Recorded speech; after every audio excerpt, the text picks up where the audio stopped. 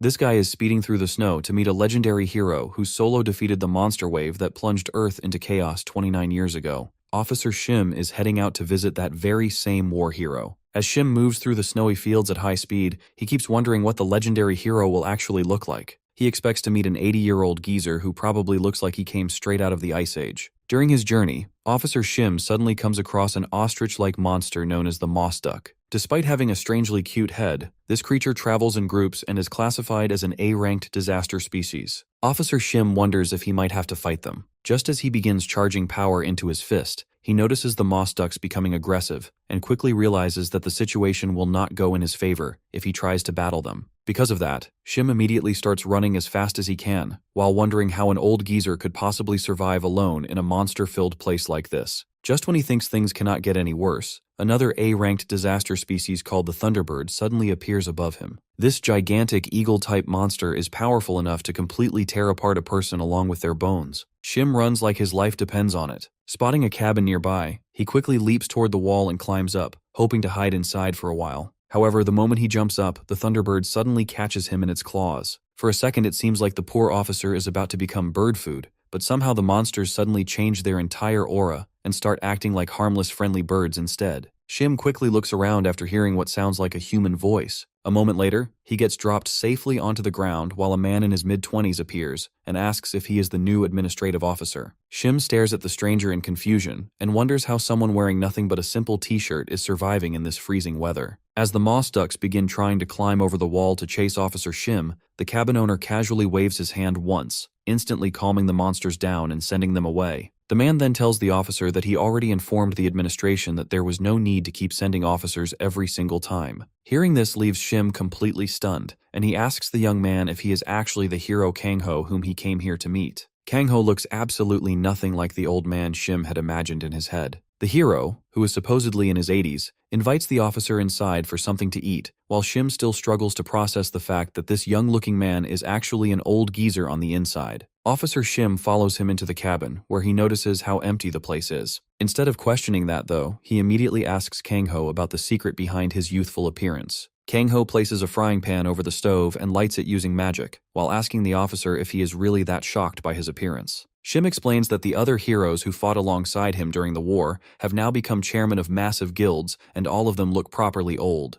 Kangho admits that even he has no idea why this happened, but somehow his body simply stopped aging altogether. Just as Kangho raises his hand, a cute Thunderbird chick suddenly drops an egg right into his palm, which could have easily been its future sibling. Our hero casually starts making an omelet while Shim witnesses Kangho's Beastmaster ability firsthand. Apparently, this power allows him to completely force monsters into submission. Seeing monsters casually helping the hero makes Officer Shim recall how this man had once single-handedly stopped an entire monster army from advancing toward Incheon. The officer asks the old hero if he is still raising magical beasts, mentioning how he had always heard stories during the war about Kangho fighting side by side with a powerful SS-ranked phantom species companion. Hearing that question makes Kangho hesitate slightly, and he tells the officer that he would rather not talk about that topic. Shim then shifts the conversation to the real reason he came all the way here. He explains that entirely new monster species have recently started appearing, and the situation is slowly getting out of control, which is exactly why they need Kangho's help again.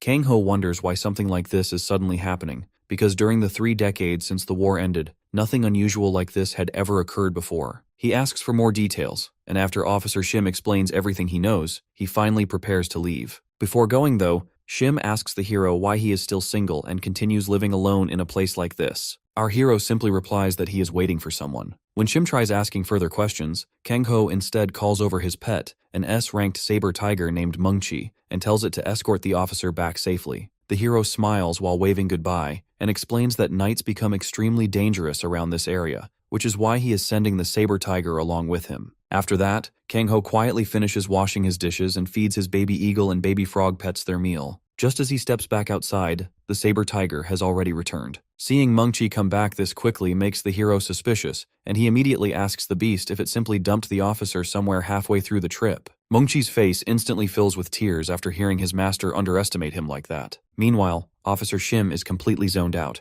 He keeps wondering if everything was just some strange dream, because a gigantic saber tiger had apparently carried him all the way back in its fangs at unbelievable speed as if it was nothing. The guard tells Shim not to worry because this happens to almost everyone, and eventually people just get used to it. Back with our hero, Kang Ho rides on top of Mengqi and tells the saber tiger that they should visit their usual place once again today. Nearly 50 years have already passed since the day Kang Ho first met his companion Seolhwa in these same snowy fields. Not long after, he reaches the location where a shining blue egg rests quietly beneath the snow. Seeing it makes the hero recall the great battle from 29 years ago when he had ended up surrounded by an endless wave of monsters. Back then he fought desperately and summoned his trusted companion Seolhwa to the battlefield. The white fox had always been his reliable partner, and her glowing silver fur along with her beautiful eyes made her look almost unreal. That was the day Kang Ho fought together with her during the final defense battle. He managed to save the world, but in return he ended up losing Seolhwa forever. At that time the hero could not control his emotions at all, and the white fox disappeared while leaving behind only a small crystal in her place. Since then, Kang Ho has remained stuck in the same appearance from back then, and kept waiting all these years, hoping Seolhwa would eventually wake up once again. He quietly tells the little earth fairies gathered around him that the new year is about to begin the moment midnight arrives. Right as the clock strikes 12, the egg suddenly starts glowing brightly before cracks slowly spread across its shell. Kang Ho then sees a small white fox emerge from inside, and the little creature looks exactly like Seolhwa. It was at this very same place 50 years ago that Kang Ho had first met her. He remembers how he had been stationed in Cherwon back then. At the time he was desperately running away from monsters pouring out of a dungeon while tightly holding the little Seolhwa in his arms. Even during that hopeless moment, the white fox had stayed beside him as if fate itself had tied them together. Seeing her child awaken at the exact same spot where he first met Seolhwa makes Kang Ho relive those old memories all over again. The little white fox quickly jumps onto Kang Ho's shoulder and starts licking his face. Our hero wonders if the tiny fox is greeting him, so he greets the newborn back while gently patting her little head. Since the baby fox looks exactly like her late mother, Kang Ho decides to name her Seola. Just then, the hero notices several winged monsters flying across the sky above him. He activates his beast eye to inspect them properly, and realizes that they are a completely new species called Windbong, even though they are only ranked E-class monsters. Kang Ho has not seen a newly discovered species ever since the Daybreak War, and these creatures clearly match the story Officer Shim had told him earlier. Kang Ho starts wondering if Seola's awakening and the sudden appearance of new monsters are somehow connected,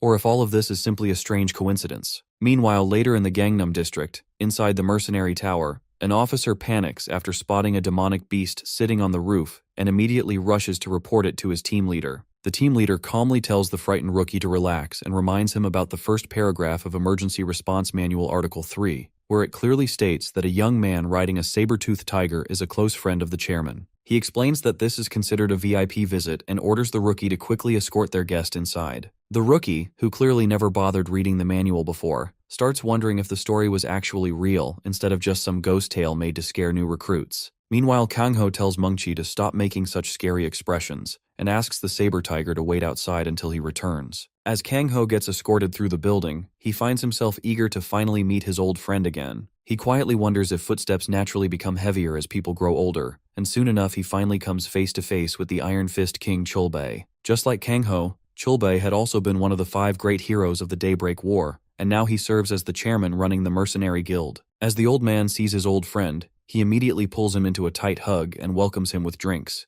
arguing that they should celebrate properly since both of them have already turned 80. Kang Ho, however, tells the guy that at their age they should focus more on maintaining a healthy lifestyle instead. Just then Seola, who had been sleeping inside our hero's upper clothes, suddenly pops her head out. The moment Chulbei sees the little white fox, he points out that the tiny creature somehow looks very familiar to him. A second later he gets completely shocked after realizing that she must have hatched from Seolhwa's egg. Kang Ho then introduces the newborn fox as Seola. Seeing her properly, the guildmaster jokingly asks his old friend if he really came all the way here just to show off the baby white fox. After Chulbei keeps insisting, both of them finally sit down together for a drink. During their small catch-up, Kang Ho brings up the matter Officer Shim had told him about earlier. Hearing this, the guildmaster admits that he himself has been seriously worried over the issue as well. He explains that one of their rankers recently disappeared after being sent to investigate the southern conflict zone. Chulbei further explains that the missing awakener was an elite A-rank hunter, and although nobody knows exactly what happened to him yet, the entire situation feels suspicious. He then tells Kang Ho that among the newly appearing monsters, some were carrying demonic energy, which was something only the monsters from the Daybreak era possessed. Apparently, Creatures with this kind of power had always been extremely difficult and dangerous to deal with. What scares them the most is the possibility that the infamous Majin might reappear once again. After staying serious for a moment, the old geezer suddenly changes the topic completely and starts bragging about how he is currently ranked 40th in the entire world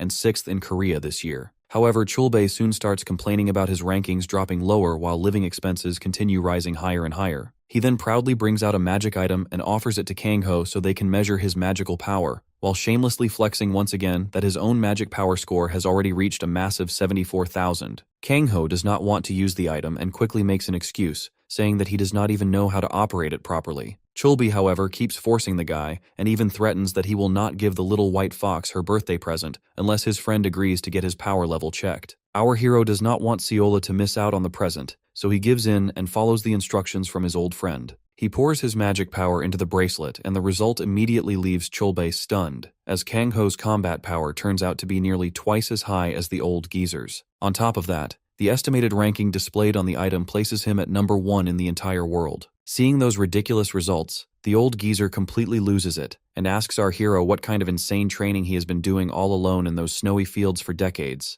Kangho casually admits that he mostly spent his time riding around with Mungchi and doing some farming work. The moment he hears about the farming part, the old geezer seriously starts wondering if he should also become a farmer himself after retirement. After receiving the gift, Kangho later heads toward the dungeon orchard located near his home. The small dungeon earned the name Orchard because it contains special ability fruit trees capable of strengthening demonic beasts. There are also earth fairies along with cute little monsters called Galagas who help the ability trees grow properly. Since Kangho is known as the Beast King, this dungeon had always been extremely useful for him. He then places the massive fairy stone he received from the old geezer into the ground and buries it inside the orchard. The moment the stone activates, the entire place gets enhanced. The plants begin growing twice as fast, and all the monsters around happily react to the sudden boost in energy. Even the little white fox becomes excited and jumps off Kangho's shoulder. The hero then activates his beast eye to check Seola's status properly. He gets slightly startled after noticing the words subspecies written under her name, and things become even stranger when her special abilities and potential are displayed as question marks.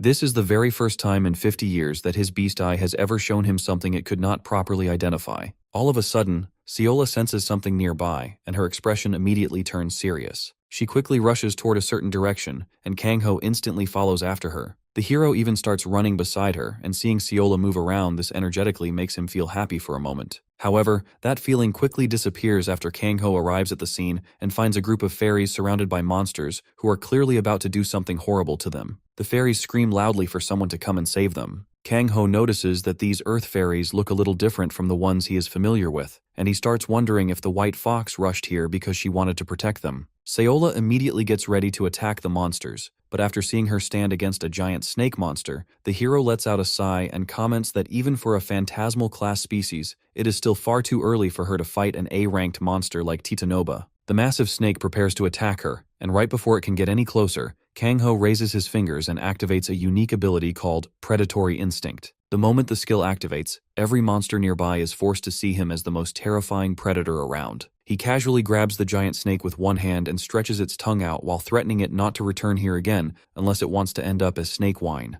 The Titanoba immediately lowers its head in submission. As soon as Kangho tells the monsters that they are dismissed, every single creature turns around and runs away at full speed. The fairies cannot believe that they were actually saved so easily. However, before things can calm down, another monster suddenly appears. It looks like a giant rooster mixed with a reptilian dinosaur, and its entire body carries demonic energy. Kangho quickly activates his beast eye, and discovers that the creature is a newly appearing species called a raptor, although it is only an F ranked 1. Seola instantly jumps forward to attack it and starts chasing after the creature as it rushes toward a newly formed gate nearby. The moment Kangho notices the gate, he finally realizes why the entire area feels filled with demonic energy. He immediately follows after his white fox and jumps straight into the gate as well. While moving forward, he starts wondering if there could actually be a Majin somewhere nearby. Just then, Seola suddenly acquires a new skill called Second Tail, which greatly boosts her growth speed. Kangho is left shocked after seeing how absurdly fast Seola is developing to the point that she has already gained a skill this early. Meanwhile, 3 raptors now stand against them, and Seola looks toward her master as if she is asking for permission to go and play with them. Kangho finds her behavior exactly like her late mother. Back then, he had trained together with Seolwa, and both of them had grown stronger side by side. However, what still hurts him is that the same path eventually led to her death, and he does not want to lose Seola as well. He quietly sits down so he can properly look at Seola. Deep inside, he had wanted to raise her peacefully and let her live a calm, normal life. But after seeing how excited she gets for battle and how naturally she enjoys fighting, Kang-ho realizes that stopping her now would simply be his own selfishness. The hero smiles and tells her to quickly form a contract with him. He raises 2 fingers close to her before gently touching her forehead with them, while promising that he will raise her to become the strongest. A glowing bloody light bursts out and a contract ring forms on Kang-ho's hand, proving that the contract has successfully been completed. Since she is still only a baby, Kang-ho tells her that he will share his mana with her and encourages her to play around as much as she wants. Seola immediately gets excited and rushes toward the raptors. Kang-ho then activates his unique ability that allows him to share senses along with mana and physical abilities with his contracted beast. Through the connection, he guides Seola to stay calm and patient instead of blindly rushing into battle. He makes her wait carefully for the correct opening, and then finally gives her the signal to attack. Seola instantly leaps onto one of the raptors and bites directly into its neck, taking the creature down in one clean move. Right after that, she activates another skill called Overpower, which allows her to absorb demonic energy from monsters she defeats and subdues.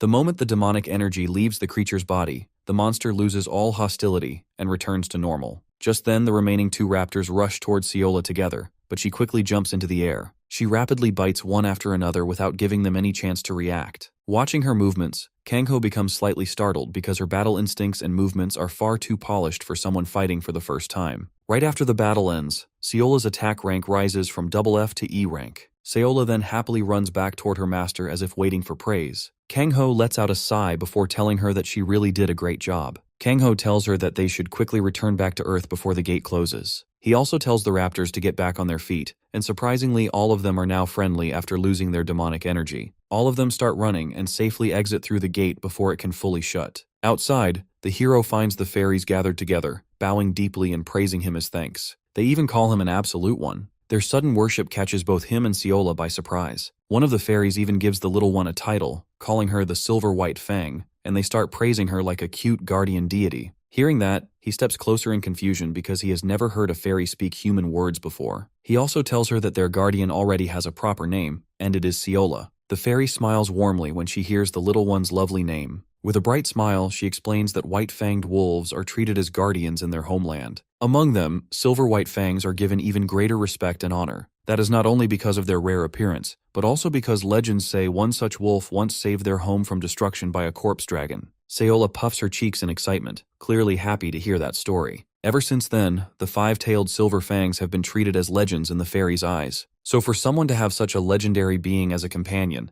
it makes sense they treat him as someone even greater, the Absolute One. After that, the fairies start doing a strange idol dance they call Welcome to the Absolute One, which makes him feel a bit embarrassed. Seeing the crown on her head, he wonders if the fairy who can speak is some kind of royalty. As soon as he says that, the princess messes up her dance. With a hint of regret, she admits the Absolute One guessed correctly. Her name is Johanna, and she is the youngest princess of the Earth Fairy clan. She sadly explains that a dungeon appeared inside her territory, and she fell into it when a tear in space suddenly opened, along with all of her subjects. By the time she woke up, she found herself trapped in this strange place. The fairies begin to cry, saying the monsters drove them out of their own home. They are worried their entire clan might lose their homeland forever. After hearing her out, the Absolute One sums it up bluntly that she is now homeless and starving. Grumbling from hunger, Princess Johanna immediately looks at him with pleading eyes, expecting he will help her with food. Being too kind for his own good, he tells her he has a fairy orchard near his home. Our hero invites them to stay there, and Seola backs him up with a cute little salute. With that, all the fairies start praising their new lord and guardian spirit, which makes him feel way too embarrassed. He quickly asks them to stop and even wonders if she really is a princess. Normally, princesses don't just kowtow to anyone who helps them out. At that moment, the fairies suddenly grow a bit uneasy as they notice a large beast charging straight toward them. They hesitate at first, but soon they start enjoying themselves when they grab onto its tail like it is some kind of ride.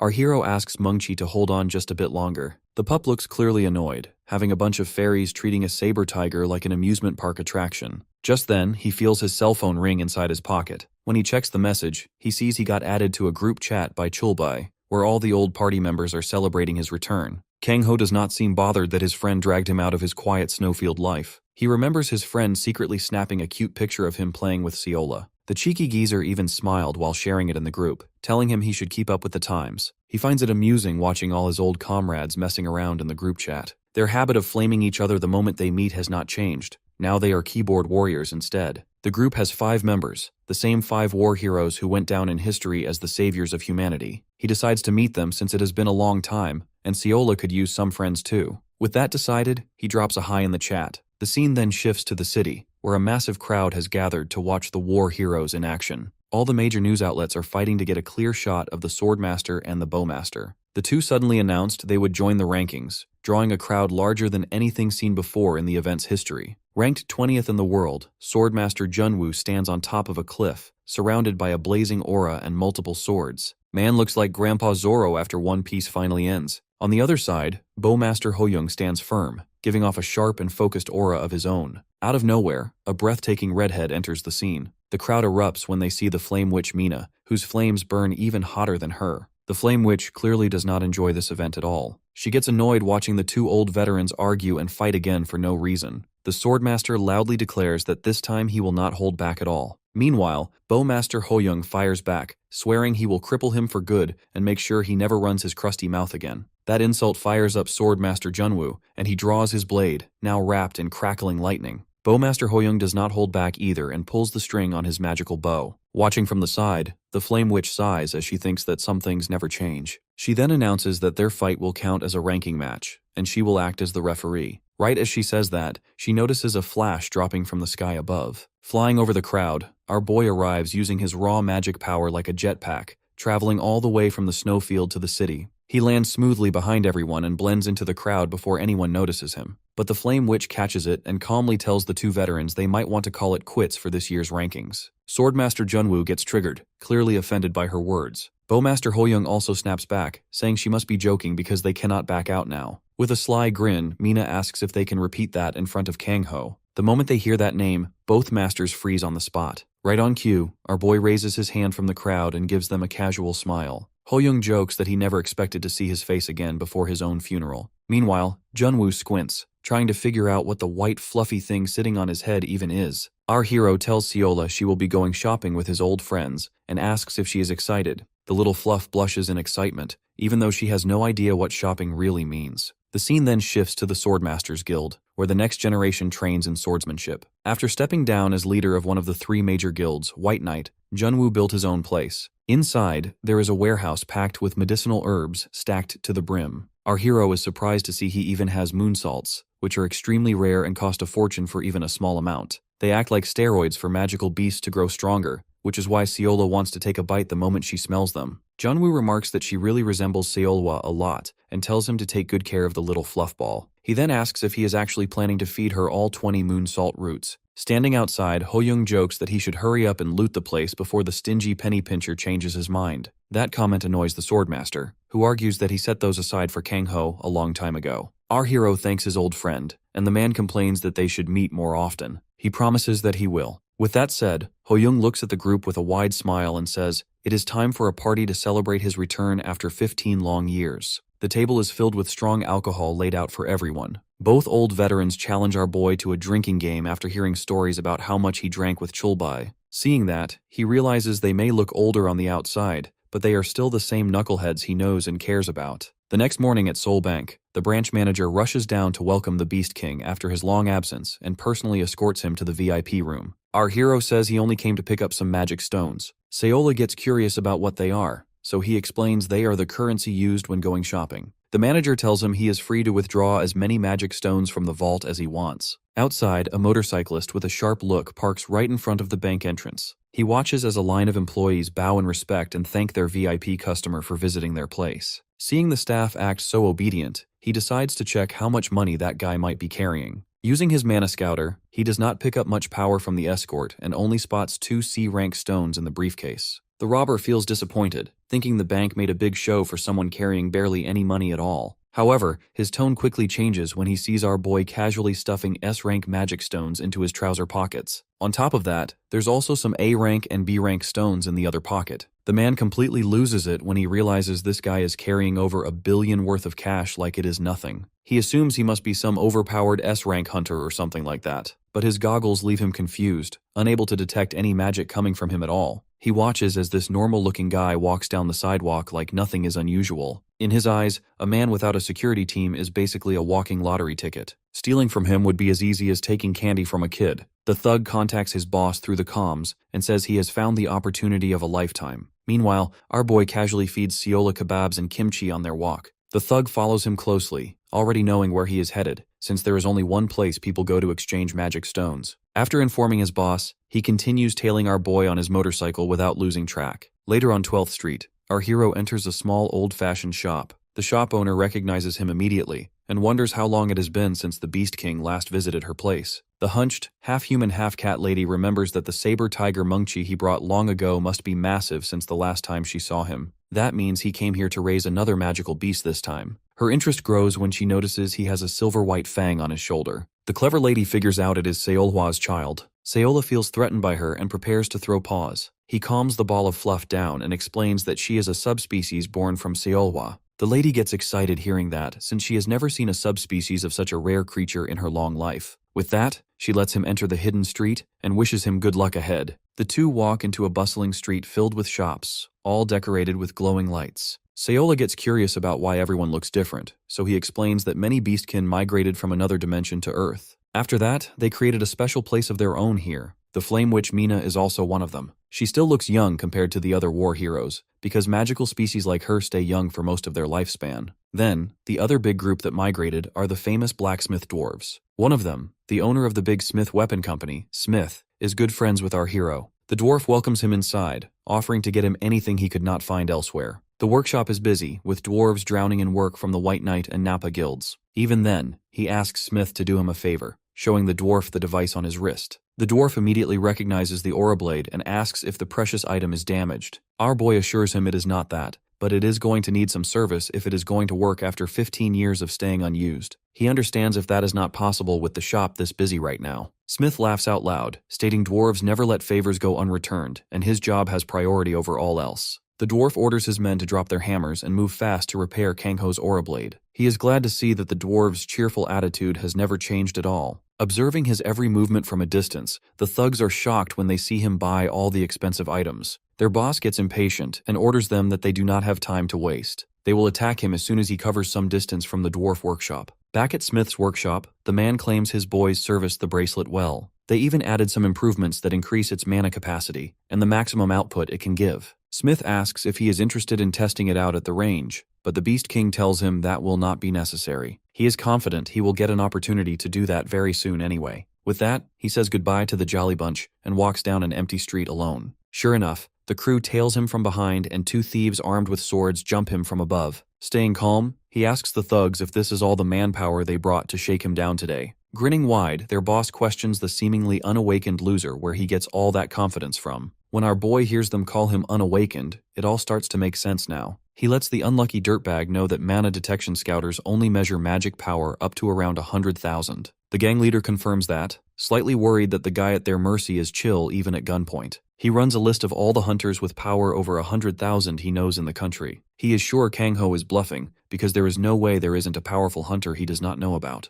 On his orders, the three thieves attack our hero from all sides at once. Meanwhile, our Beast King is thrilled to take his newly upgraded aura blade for a proper test drive, and a magic dagger forms in his hand when he releases his power. All of the professional thugs jumping him realize they messed up badly, but it is already too late now. The sheer force of his aura smacks them into complete oblivion. Seeing that, their boss starts to panic as it hits him he messed with the wrong guy. His detection device now shows immeasurable magic power, and the only way that is true is if his power is far over 100,000. Our boy extends his aura blade forward, shattering his device and leaving him completely speechless. After that, he pulls out his phone to confirm that the whole crew has a bounty placed on their heads already. He is surprised that the boss is a former high-ranking member from the White Fang Guild. Over the years, the man racked up all kinds of charges, including robbery, abduction, and multiple murders. The boss knows he cannot fight her way out of this now, and tries to think up an escape plan. So he uses his unique skill as an assassin, which grants him lightning-fast movement. He wall jumps out of the alley in the blink of an eye, thinking he will get away safely since he has never failed to escape with this skill before. My guy casually appears next to him, curiously asking why he lives his days as a petty thug when he clearly has the skills to achieve greater things. Without holding back, he slaps the moron in the face.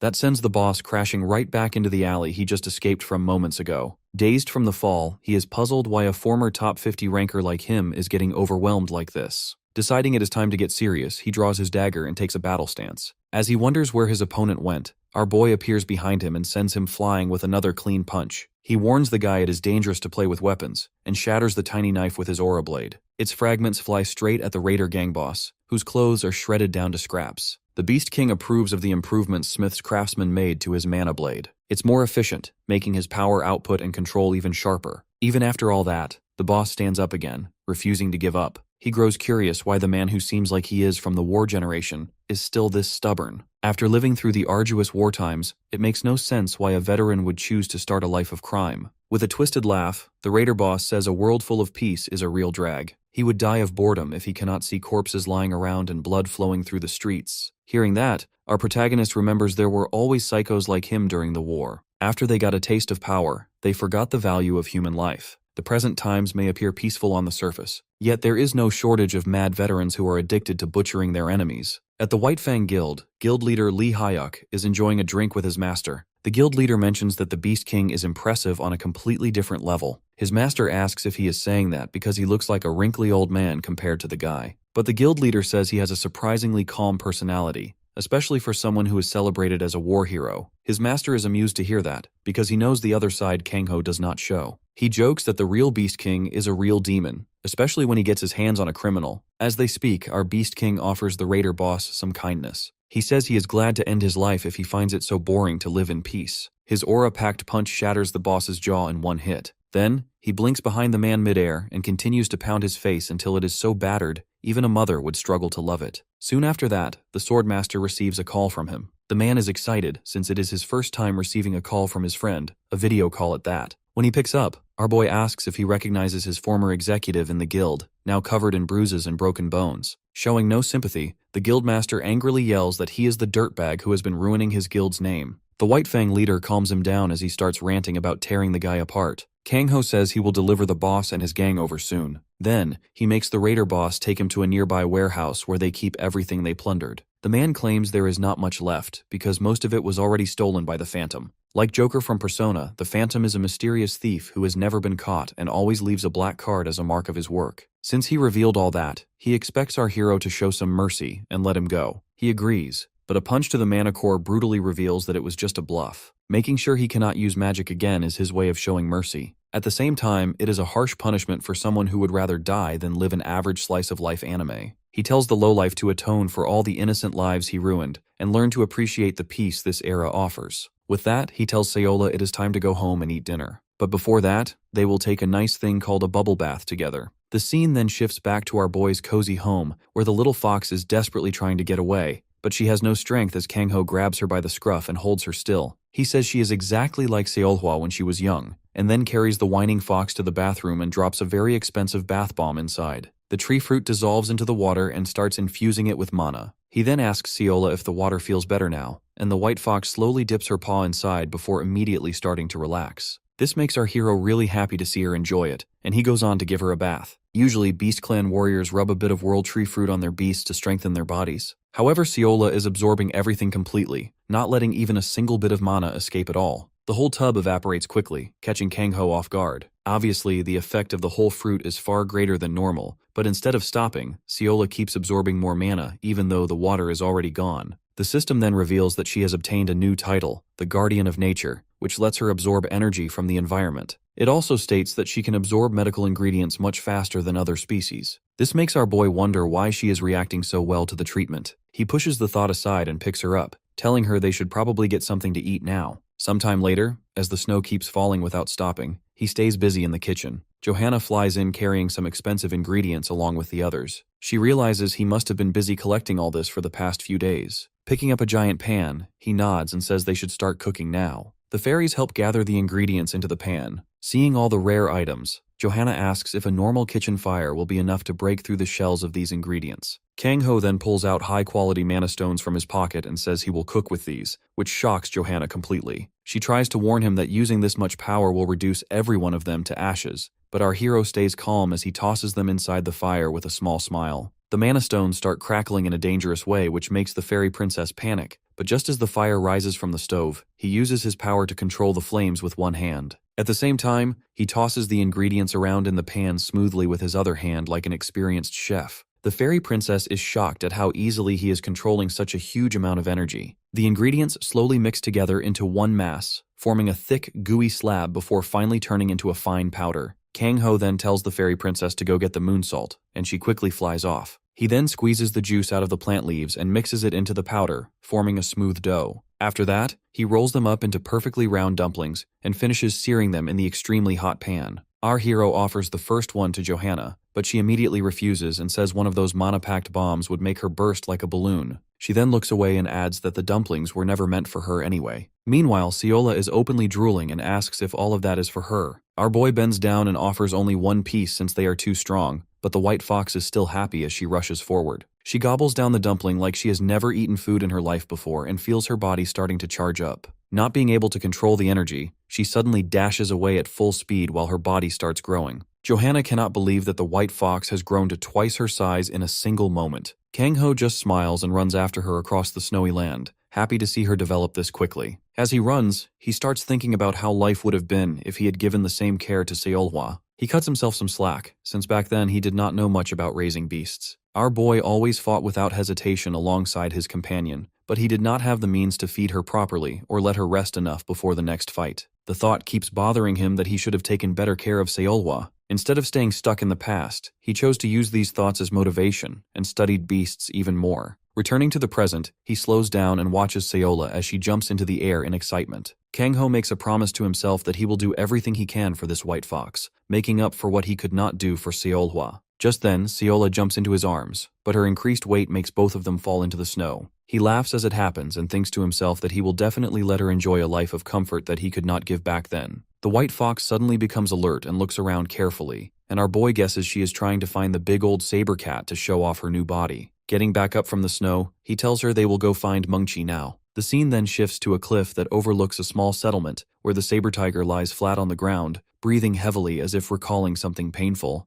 A few years ago, a baby saber tiger comes face to face with a human. The old man figures it is just a baby saber tiger, and he notes that the pack has already left the area, thinking it must have been abandoned. He kneels down and tells the baby cat to quickly follow its kind before the humans set up a fence around this area. Picking up the beast by its neck, he reaches behind his back and pulls out his knife. The old man warns the baby beast that he might have to kill it, but the small cat only wags its tail at him. Both of them suddenly sneeze at the same time, leaving them both standing there completely shocked for a few seconds. Removing his hand from the knife, the old man instead starts searching through his pocket. He pulls out a piece of beef jerky and offers it to the beast. The baby saber tiger happily eats it while the old man says that life has been hard for both of them. The baby cat then licks his nose, which causes the old man's heart to melt. The man then turns to leave and tells the baby beast to take care of itself. The next day, the baby cat opens its eyes and sees that his human savior has returned and immediately jumps into the guy's arms. From that day on, the old man continues taking care of him, and the little guy grows quickly until he becomes large and healthy. He decides to name the furball Mungchi, and the beast seems pleased with the name. One day, the two sit on a cliff overlooking the settlement. The old man shares that he lost his family to monsters during the Great War, and that he also caught a dangerous disease from another world after wandering for a long time. Regardless, he says he could not bring himself to kill the beast, even though Mungchi's kind is his sworn enemy. Instead, he sees a younger version of himself in the saber tiger, someone abandoned by fate and left alone.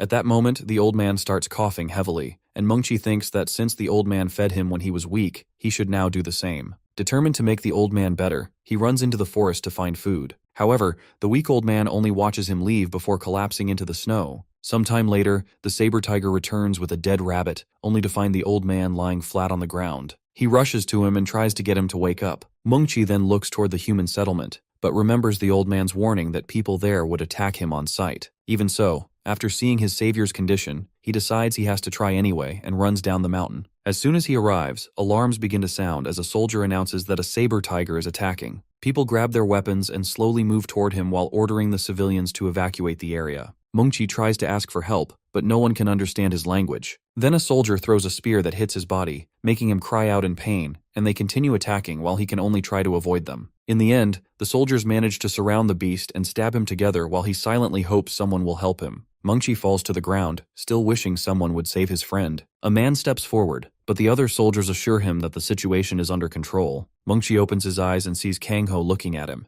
Our hero tells the soldiers this is only a stray and that he will handle it himself. The soldiers listen to his words and leave, while he kneels down on the ground and places a hand on Mengqi's head. He realizes that the saber tiger must have been desperate to come here for help. The tiger becomes confused as he feels strength returning to his body. After a while, the two return to the old man, who still has not woken up. Kangho places a hand on his chest and realizes it is an endemic disease from the Mu continent, one that causes mana to gather in the heart and slowly weaken the body. He then tells Mengqi that the old man will survive because of what the brave tiger did. After removing the mana, the old man slowly opens his eyes and sees his companion right in front of him. The two hold each other as Mengqi begins to cry loudly. Coming back to the present, our hero walks up the cliff. The saber tiger opens his eyes and sees his master waving at him. He stands up, revealing a small shrine behind him. The tiger looks back one last time at the image of the old man who saved him, remembering his final words to follow Kangho and live freely. The old man had passed away peacefully 5 years after the incident. Since then, the saber tiger has visited his grave regularly every year. Sayola notices drops of water falling from the sky and becomes confused, while the big cat can no longer hold back his emotions and starts to cry. Our boy covers the white fox's head and tells her with a small smile that it has suddenly started raining. All of a sudden, a bee monster appears and crashes to the ground right in front of them. Kangho looks up and sees a large swarm approaching them, realizing this is yet another new species. He then activates his Beast Eye ability, which shows that it is a battle bee species. Individually weak, this monster becomes a threat when it is in a group.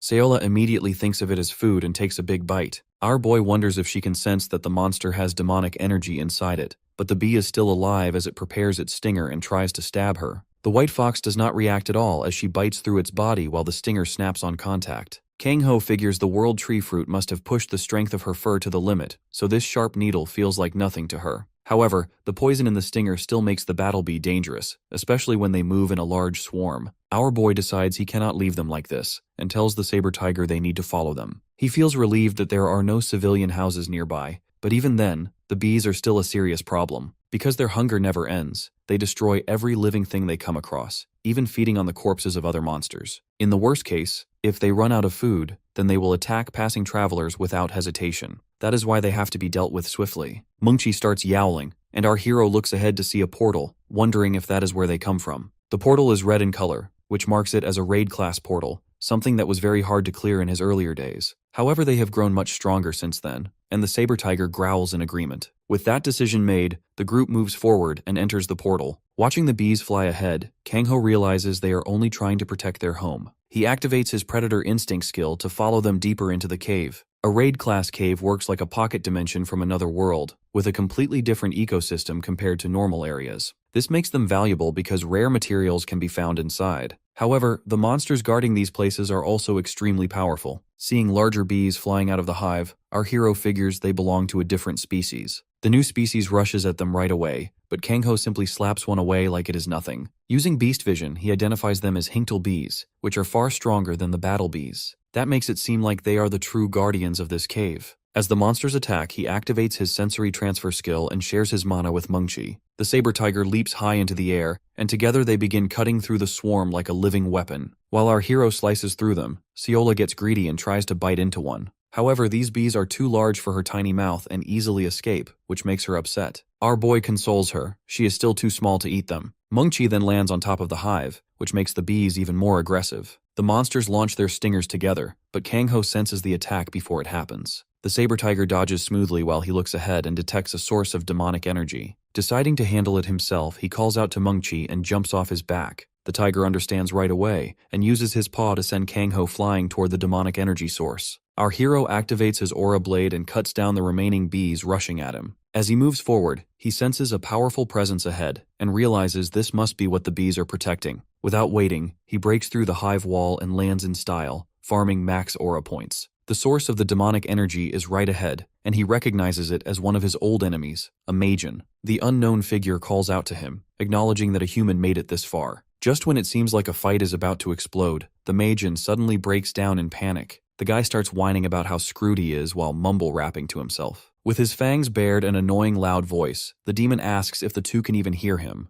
Kangho and his partner brace themselves for some terrifying message from the mysterious being. Then, the shadowy figure tells them to listen up nice and close. He reveals that they are talking to the great demon Theo, the fourth highest-ranked demon in the demon universe. The situation drops from 100 to 0 real fast when Theo makes a lightning-fast move. A move where he falls to his knees at unimaginable speeds to beg them for a surrender. Bro casually explains that he is allergic to fighting and would rather get captured than fight against opponents so strong. The bizarre ending leaves my guy stunned for a second, though our hero finally lowers his guard and puts away the aura blades. He quickly notices this demon can actually hold a normal conversation with humans. That's a huge difference from the Majin from the war that behaved like rabid beasts with anger issues. He then brings up the obvious question and asks Theo what exactly he is and how he even ended up inside the dungeon. The white-haired guy confirms he is a real demon in the flesh. He explains that he got dragged here by accident after running into a dungeonification while he tried to save his own skin from Bale. Our MC then asks about the giant killer wasps causing chaos everywhere. Pointing at the especially huge one nearby, he asks if that thing is the mother. Sweating hard like he saw his name is in the files, Theo swears that his creatures are not a real danger. They were only scouting the area for him. The white-haired demon casually waves his hand toward the wasp monster. The big chonker instantly turns it into a stone baby-sized bug. He explains they are harmless little familiars that live off pollen in their fossil form, making the entire wasp army disappear in one move. One of them becomes a chew toy for Mungchi. Meanwhile, Seolwa is not convinced one bit, so the fluff ball launches itself at Theo's leg and bites down. She greedily slurps up that sweet demonic energy. Seeing this, Theo completely loses it and starts trying to shake the tiny menace off, but the little gremlin refuses to let go. Our hero quietly clocks the demon while thinking things through. He figures out Theo himself is not much of a threat. Regardless, the world he came from probably is. Realizing the guy could still be useful for information about this new realm, he decides to seal the newcomer's mana core just to remove any possible danger he might bring later. Bright purple mana flickers around our MC's hand as he grabs the demon by the chest without warning. Theo instantly screams in shock and crashes onto the floor. The poor guy looks up helplessly into our hero's cold eyes while he coldly tells him to quietly follow orders and stay in line. He also makes it clear that trying anything stupid will cost him his life. Left trembling and powerless by just a human, Theo reluctantly agrees. The scene shifts outside the newly appeared raid class gate. Guilds from all over have gathered there with their strongest hunters, all hungry to get their hands on the loot waiting inside. To decide who gets first dibs on raiding the gate, the guilds start holding matches between their top fighters to see who is actually worthy of the loot. A tall blonde aura farmer named King absolutely steamrolls the competition. To rub it in, he makes sure to flex every win on social media like a pro clout chaser. While Blondie uploads another post glazing his own easy victories, a massive guy named Broken steps up to challenge him. The poor bastard is already losing patience while waiting for King to finish admiring himself. Both fighters charge at each other, fully ready to fold the other guy on the spot. Meanwhile, near the gate itself, our MC arrives with his freshly captured demon tagging along behind him. Broken suddenly gets launched straight toward them by the king, but our boy casually catches the flying meathead and slams him into the ground. Every guild member standing around the gate is left staring in disbelief. They are stunned to see two complete strangers casually walk out of a raid class gate like they just finished grocery shopping. While the crowd starts bombarding our boy with questions, King quickly loses patience and charges straight at him. The two lock eyes and Blondie immediately starts yelling. He demands to know who gave them permission to enter the gate. Our boy looks genuinely confused by the guy's yapping,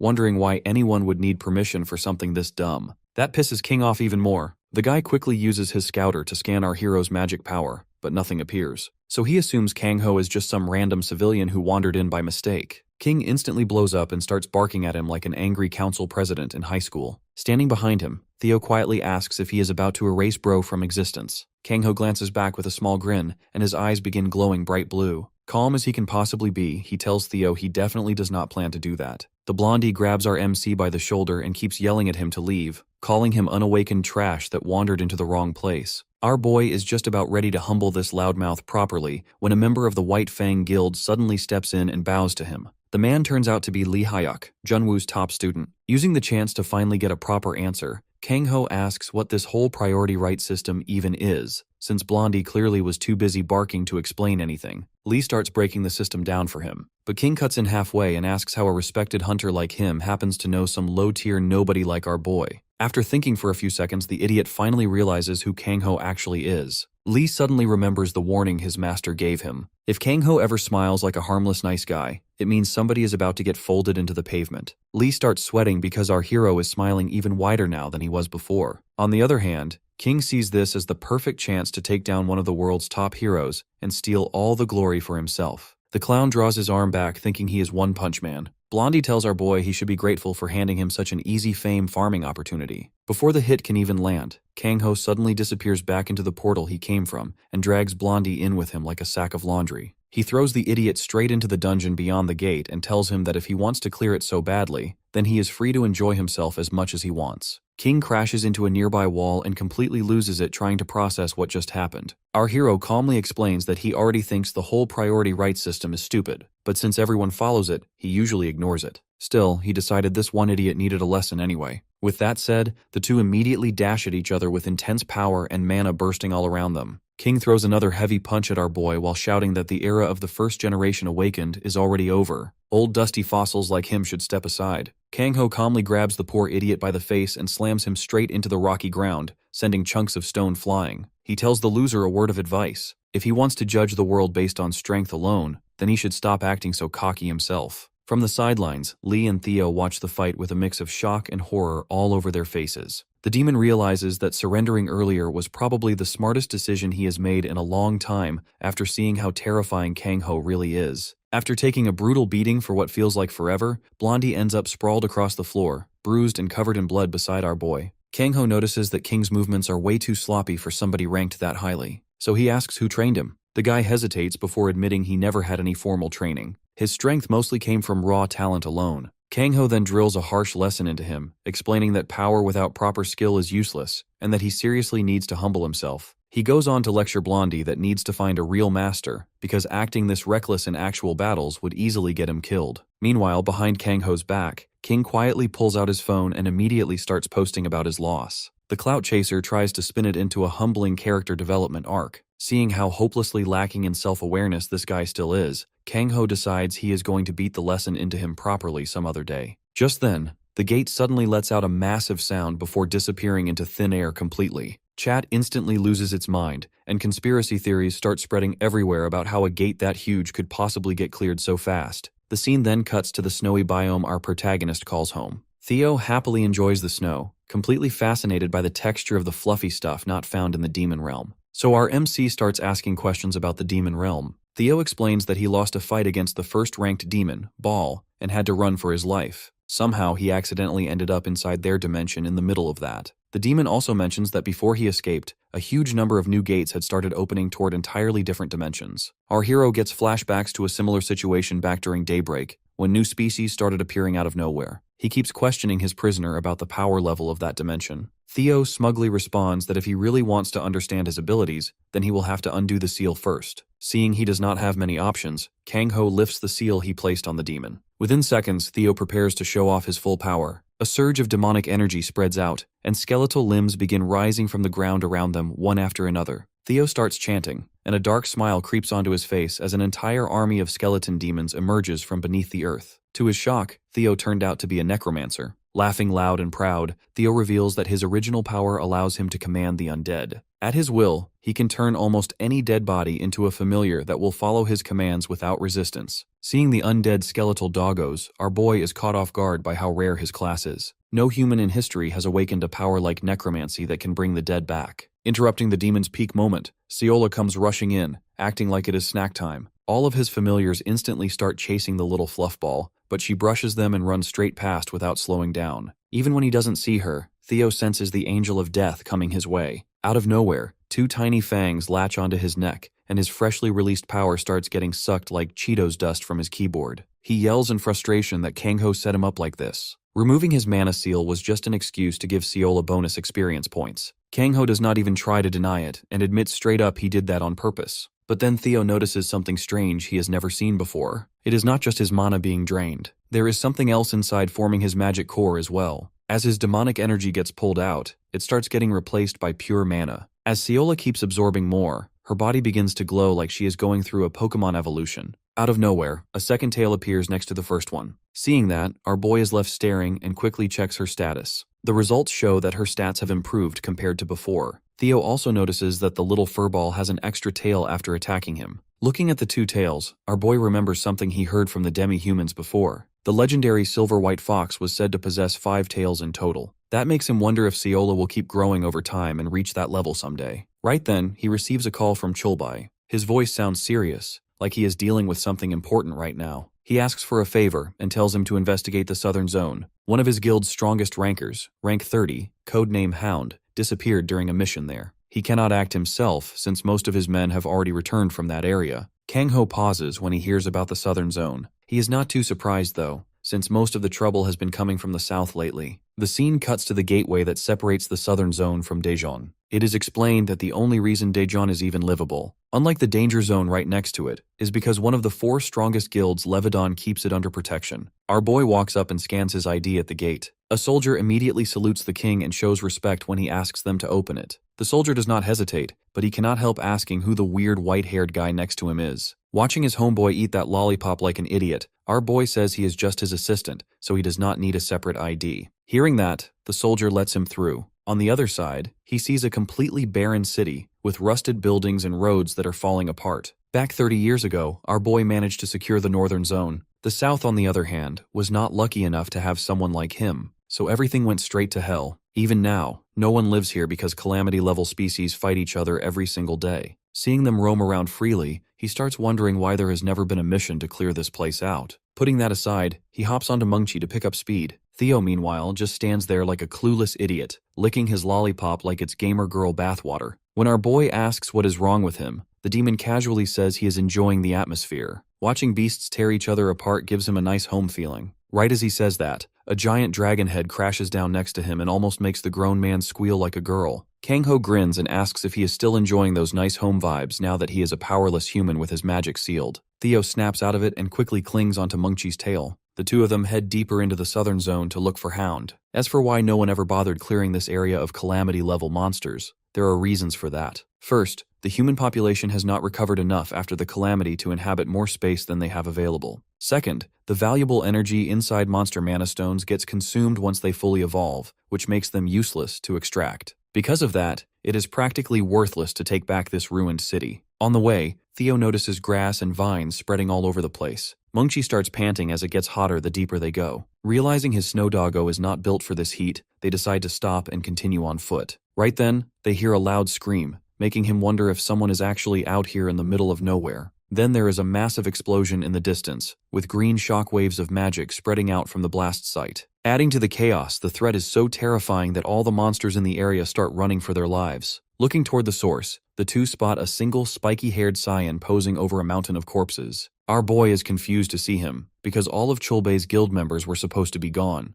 But after a moment, Kang-ho realizes he has seen this guy somewhere before. Suddenly, all of them recognize the guy, and his name clicks at the same time. Our boy wonders what the hell he is doing here, and if he is about to throw hands again like last time. But instead of attacking, the guy bows respectfully and greets them. Even Theo is thrown off, pointing out that the dude suddenly learned some manners. King directly asks what brings them here. Our boy tells him he has some important business to handle. He fires back he is the one asking questions here, and demands to know what he's doing in the middle of nowhere. Acting all proud, King says he is here to train. Hearing that, our boy is surprised. No sane person would casually walk into a zone crawling with deadly high-rank monsters. But then again, after living long enough, he started believing that nothing is impossible in this world. As they move deeper into the area, he asks King what he has observed so far. King explains that the number of new monsters has already increased, and the deeper you go, the worse it gets. Then, he asks how exactly he has been training. King casually says he has been beating down every monster he comes across. To prove it, he throws a punch at some insect creatures and turns them into wasabi sauce. His strategy is to burn through all his mana, let it recover, and repeat the cycle. He is doing all this to create a new ultimate move. When chunks of monster meat splatter onto Theo, he immediately tells the guy to cut it out, saying they already get the point. Meanwhile, our boy watches and realizes King's training method is basic as hell. Sure, mana works like a muscle.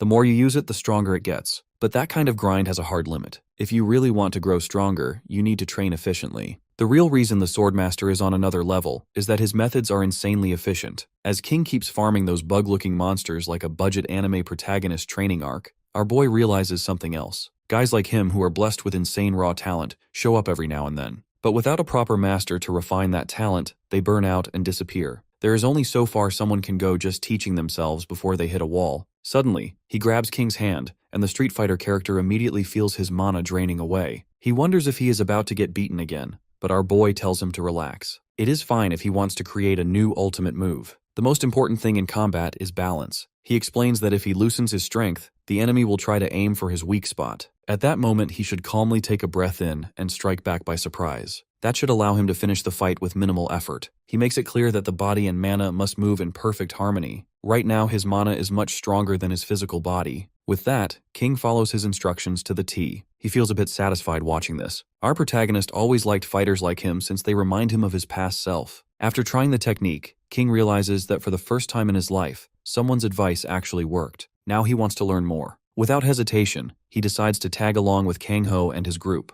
Just like that, they gain a new companion and finally arrive at the center of the city. There, a massive dome of demonic energy covers the entire area. For King, the most annoying part is that it completely disables his phone. Our boy studies the barrier and figures this must be the place where the missing rankers disappeared. Suddenly, Theo points at it and asks what that thing is doing here. Kang Ho is confused what the creature is, and Theo explains that it is a cryptid. Cryptids are a species from the demon realm where the main body stays in one place, but its roots spread across a wide area. He adds that it releases strange spores that take control of the surroundings. If someone touches them, they turn into mindless, controlled zombies. According to him, this species caused serious trouble back in the demon realm. Hearing that, our boy casually grabs one of the spores to inspect it. On closer inspection, he realizes it is not a spore but a larva. That makes him wonder if these things burrow into a person's body and seize control from the inside. Without wasting time, Kang Ho activates his sensory transfer. With boosted leg strength, he launches himself into the air along with Mungchi. Seeing this, King watches in stunned amazement. Meanwhile, Theo asks the guy if he has something to eat because my boy is starving. Kang Ho and Mungchi reach the exact spot where the mother's main body is hidden. By now, her roots have fully spread, and every living thing in the city falls under her control. The entire area has become her territory, so she senses their presence the moment they arrive. Unlike the demon realm, Earth has barely any strong individuals. Because of that,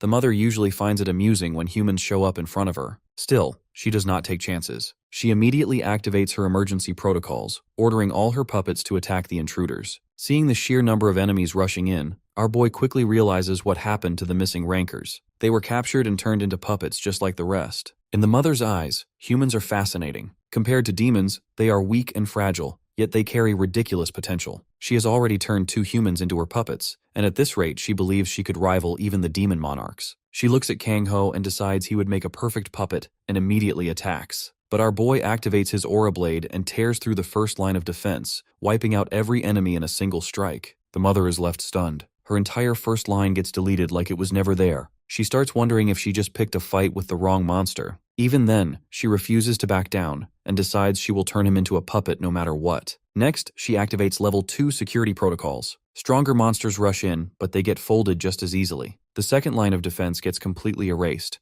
and now the mother is genuinely shaken. The situation feels way too familiar. She starts thinking back, remembering an enemy who once pushed her to the brink, and wonders if that nightmare has come back for her. Flashes of her past life hit all at once. Back then, she could not even touch that enemy's subordinates. The only thing she managed was running away with her life. She felt safe after arriving in this world through the dungeon opening, thinking no one could mess with her here. Turns out she was dead wrong. The one who gave her that trauma was Theo. Realizing that makes her furious, because she cannot understand why this menace is here again to ruin her life. Meanwhile, that same terrifying demon is off to the side, struggling with the heat like a useless bum. He shamelessly asks King to carry him, who has the nerve to tell him to hurry up instead of whining. The mother snaps back into focus. Even if she has to face that demon again, she refuses to lose. With the mana stone she obtained, she has already built a massive army in no time. Confident in her power, she activates level 3 security protocols and summons her royal guards. Out of nowhere, a giant dragon appears in front of Kang Ho. Without hesitation, he jumps straight at it and lets himself get swallowed. For a moment, everyone assumes he just threw his life away. The mother thinks she has finally won, but inside the dragon our boy goes to work. Within seconds, he tears the beast apart from the inside, killing it instantly. Now the mother starts to panic. Her third line of defense is already gone, wiped out without leaving anything behind. Worse, she cannot even sense Kang Ho's location anymore. Then, our boy shows up right behind her and says he did not expect a plant-type monster. The mother is shook trying to figure out when he even got there. At the same time, Mungchi tries to bite the mother like she is pet food, but Kang Ho immediately tells him to stop.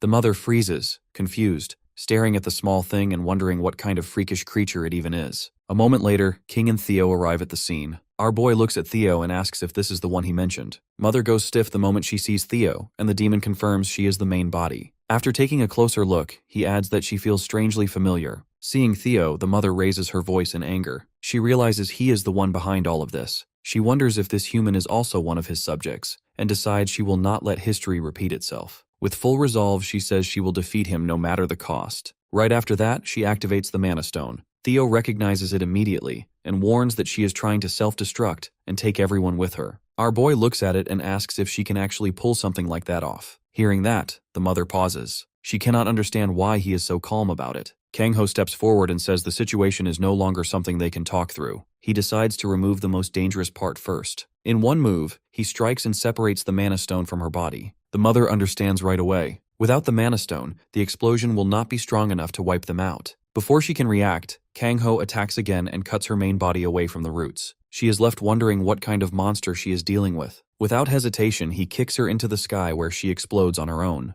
After everything settles, the area returns to normal. King says he is going to take a picture and post it on Discord. Theo admits that Kang-ho is stronger than he first thought. In the middle of it all, our boy looks at the mana stone he just obtained. He notes it is an eternal crystal, holding a strange power tied to the essence of the earth. Curious about what it actually means, Kang-ho says the item's name to Theo, hoping he might recognize it. But judging by the blank factory reset look on that guy's face, he doesn't remember. Guy probably doesn't even remember his own phone password. King, on the other hand, is surprised that he knows it is called an eternal crystal. Our MC forgot that only he can see those system windows. Right then, Theo suddenly connects the dots. His buffering is over, and he remembers that he once heard Baal mention hunting something with a similar name. Maybe it was this exact stone. His words immediately grab our boy's attention. Theo explains that Baal is the demon who relentlessly chased him out of his territory in the demon realm. That monster among monsters is the #1 monarch of the current era. His name alone is enough to send chills down anyone's spine. Hearing that, he is now completely certain this is no ordinary magic stone. To test it, he pours some of his mana into it. His magic immediately gets sucked out of him with Kirby levels of vacuum power. From that, he figures out the eternal crystal converts mana into powerful regeneration. The effect is ridiculously good, so it is a disaster waiting to happen if it falls into the wrong hands. If the ruler of the demon realm himself is hunting for it, that is already a massive red flag. On top of that, the description calls it the eternal crystal of the first dimension. That means more of these exist in other dimensions. If someone from another world gets their hands on this kind of power, they might eventually show up on Earth one day. With that in mind, Kang-ho decides to keep the crystal on himself for now and tells Theo it is time to head back. Out of nowhere, King calls him sensei and shamelessly acts like he is part of the squad now. Like an overexcited golden retriever with zero self-awareness, he declares that he has found his life's purpose. He must train under his strong master. While our boy respects the enthusiasm, he is absolutely not interested in babysitting a walking headache. King takes the rejection like a champ and asks for just one chance. He throws in that his cooking alone makes him worth keeping around, but he still tells him to go find another master. But the stubborn mutt refuses to budge. After peaking way too early in life, he hit a hard skill wall. No one except Kang-ho has managed to push him past his limits. Sneaky as ever, Theo leans in and whispers that having someone around to cook would actually be pretty nice, since whatever they are eating right now tastes like recycled garbage. Our boy still feels like dragging this guy along would be a pain. King is already a double S class. That's a level nobody reaches at his age unless they were trained by some top-tier master since childhood. The guy's annoyingly bright golden retriever smile starts getting to him. So he asks King if he is ready to follow any condition he sets. Without even blinking, King agrees to do whatever it takes. Bro does him dirty right away. His first challenge is to run all the way back to the city, with 0 mana allowed. Theo just stares, shocked that this lunatic actually is down for something that sounds straight up impossible. But once King's slow processing brain finally catches up to what he just agreed to, even he looks stunned. Meanwhile, Kang-ho casually walks over to Mungchi and mentions he did it in 3 days, so he expects his disciple to pull it off too. That night at the mercenary guild, Cholbei finishes informing another family about their son who died in battle. The weight of it clearly bothers him, especially with the growing threats from the demon realm, not to mention dangers they do not even know about yet. He thanks Kang-ho for handling such a difficult mission. Our boy brushes it off, saying they are even since the fairy stone he got earlier was worth it. The Iron Fist King gets emotional. No matter how many times he loses people close to him, it never gets easier. Our boy responds calmly, saying that losing people is not something anyone truly gets used to. A leader like him, who mourns even the lowest ranked members, is probably the reason his guild stands so strong. While Cholbei is still grieving, Kang-ho suddenly brings up the new phone on the market. He says someone he knows has been nagging him non-stop to get one.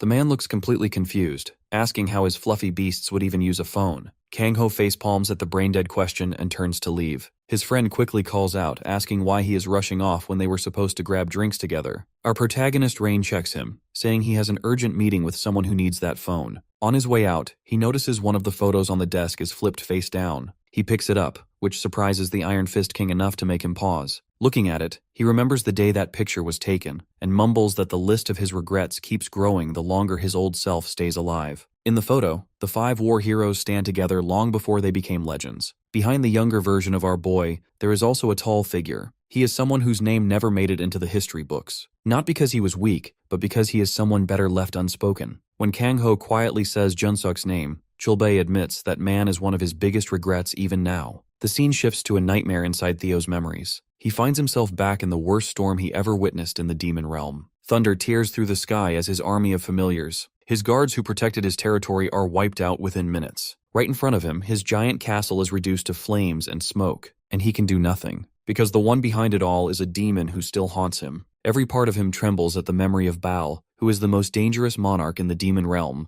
In Baal's hand, Theo recalls seeing a perfectly round black magic stone that made him strong. What made everything worse was a blatant betrayal. They had an agreement not to interfere with each other's affairs, yet Baal attacked anyway. When he demanded an answer, Baal did not bother replying. He simply smirked, like mocking a fool who thought a meaningless promise would protect him. Without hesitation, Baal struck him down, draining his magic until there was barely enough left to keep him alive. As Theo screamed in pain, the demon coldly declared that he would ascend to a higher level. To do that, he needed the magic from Theo's sea wraiths, and Theo should feel honored to become his stepping stone. At his limit, the memory snaps Theo awake in bed. For a split second, he thinks his mana will be sucked dry, only to realize a tiny demonic fluffball is doing exactly that. Seeing this ridiculous scene, Kang-ho immediately tells Seola to stop licking the filthy demon before his germs rub off on her. Humiliating as this life is, Theo realizes it is far better than seeing Baal again. As he gets up, a small bone slips out of his pocket and drops to the floor. Our boy notices it and asks what it is. Theo casually explains that it belongs to the familiar closest to him. The look in his eyes gives it away that the creature clearly meant a lot to him, but then Theo flips the whole mood on its head and says that familiar was his daddy, the great and mighty Theo the First. Hearing that, Kang-ho nearly chokes on his coffee. For a second, he just stares at him, trying to process what kind of nonsense he just heard. He shrugs it off, figuring demons must have some weird way of naming their familiars. The next day, Johanna happily flies around the garden and says that things are more peaceful than ever. The battle bees that he brought last time are very helpful in maintaining the orchard. Our hero finally makes his entrance and walks through the flowers while the fairy keeps on talking. Theo stands there looking like a proud father, and says that he already knew his babies would turn out this good. Just then, he notices a cute little furball rushing toward him and dodges the surprise attack with a smile. However, Seola only gives him a cold stare and starts chasing him through the garden, while the other two continue watching the scene unfold. Kang-ho remembers something and says that he has something for all of them for doing so much hard work. He takes out one of the dumplings he made earlier, which catches the fairy princess by surprise. He reassures her that he lowered the potency by diluting them so that all of them can eat without any problem. The gift almost brings Johanna to tears, but our boy quickly tells her that dancing is forbidden before she starts another musical. She thanks him for the meal and quickly takes a bite. Almost immediately, she feels the energy flow through her body, and her size begins to increase. The fairy princess gets worried that the effects are still too strong and that she might actually explode. After the growing ends, our boy pats her on the head, pleasantly surprised that she grew this much so quickly. Meanwhile, Seola is still busy chasing Theo to get that juicy demonic energy. Just then, the demon notices a figure coming toward them in the distance. Kang-ho also becomes alert but then smiles and says that it took the guy 2 days to reach here. King is barely holding on to consciousness as he slowly moves forward. Theo praises his persistence, while Seola finally catches him and sucks up that demonic energy. The blonde says that he ran all the way here without mana as he was ordered.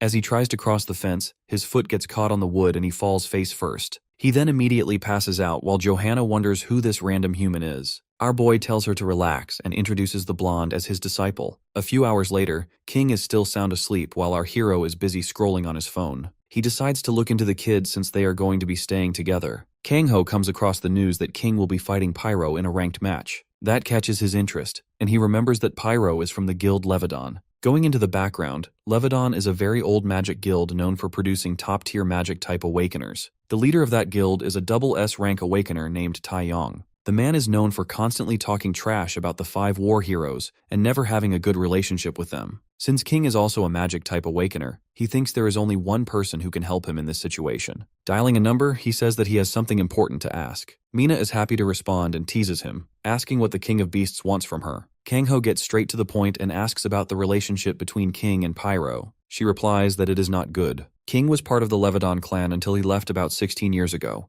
and things have been bad since then. Our boy takes a few seconds to think about that information. The next day, King finally wakes up feeling more refreshed than ever. He looks around and realizes that he is in the middle of nowhere. Meanwhile, at the house, Theo finally relaxes next to the campfire and complains that he never knew snoring could be so bad. Sitting nearby, our hero asks the blonde if he is finally awake. He directly asks if King is going to fight Pyro in a match. The kid becomes serious and says that it will be an official ranking match. Kang-ho then asks about his relationship with Levidan and wonders if something went wrong there. King immediately denies doing anything bad, but his voice trails off as he mentions something about his mother. Our boy recalls what Mina told him. She said that Levidan made it so that anyone who tried to recruit King would be treated as an enemy. That is why no one dared to contact him until he reached Class SS. There is also a rumor that King is the illegitimate child of the Levidan guildmaster. Taeyong is known to be a shady person, and in Levidan his family holds all the power. Coming back to the present, our boy tells King that he does not need to say more. He instead says that the match will happen in a month, so they do not have time to waste. The blonde looks confused and asks if Kang-ho is really not going to ask more, but he tells him to leave it for later. Right now, they are going to focus on physically strengthening the body while his mana core is sealed away. King gets excited and does a loud celebration, which leaves our hero confused. The blonde says that he can now handle any type of running exercise. However, he suddenly feels that his legs are very heavy and asks about the weight on his ankles. Kang-ho explains that these are special weights made from heavy stones, with each one weighing around a light 300 kilograms. The blonde is more shocked that this amount is considered light. Our hero tells him that a person with a clear goal will continue to improve every single day if he continues training. He adds that a person facing death can draw out extra energy from their body. That makes King nervous, and he asks what kind of danger he is talking about,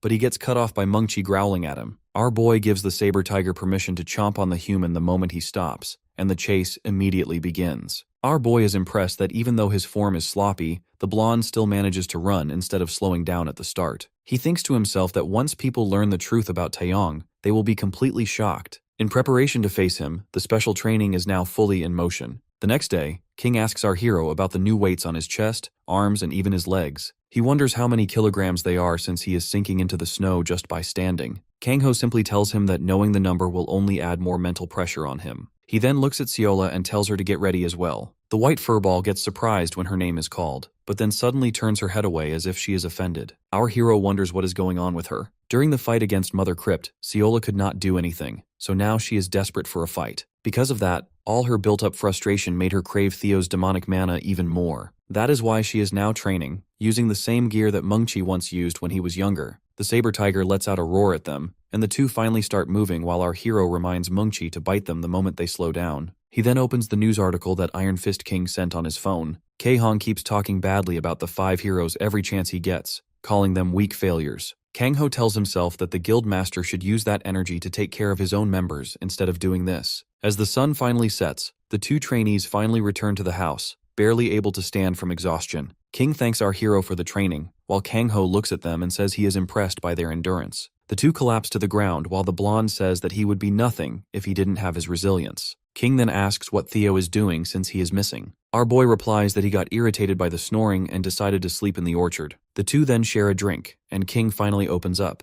saying that everyone must be curious about the rumors. Kang-ho tells him that once you reach his age, you learn to treat rumors as half-truths most of the time. King replies that the other half usually ends up being true. He thanks our hero for doing all this for him when no one else ever did, and decides to tell him everything. In the center of Daejeon, a massive estate existed under the name Levidan. Seongjun was a young boy in that place who would later take the name King. The child opens his eyes in a dusty closet room inside that large mansion. He notices that his mother is not there, but remembers that she always wakes up early to handle her kitchen work. Even though they lived like beggars in that huge mansion, the 2 always smiled whenever they saw each other. One day, Seongjun is told to clean the private training grounds. While looking at the training room, he becomes curious as he sees the students struggling with their mana control. Seongjun easily manages to control it himself and wonders why the others are having so much trouble. Just then, a voice speaks from behind him, amused that he awakened on his own, and that too with the same wind element as him. Standing behind him is the guild leader, Taeyong. Our boy immediately disperses the mana and greets him, while the guildmaster looks at him with a serious look. Another voice calls out from the training room in disbelief that trash like him awakened wind abilities. That boy is Taewang,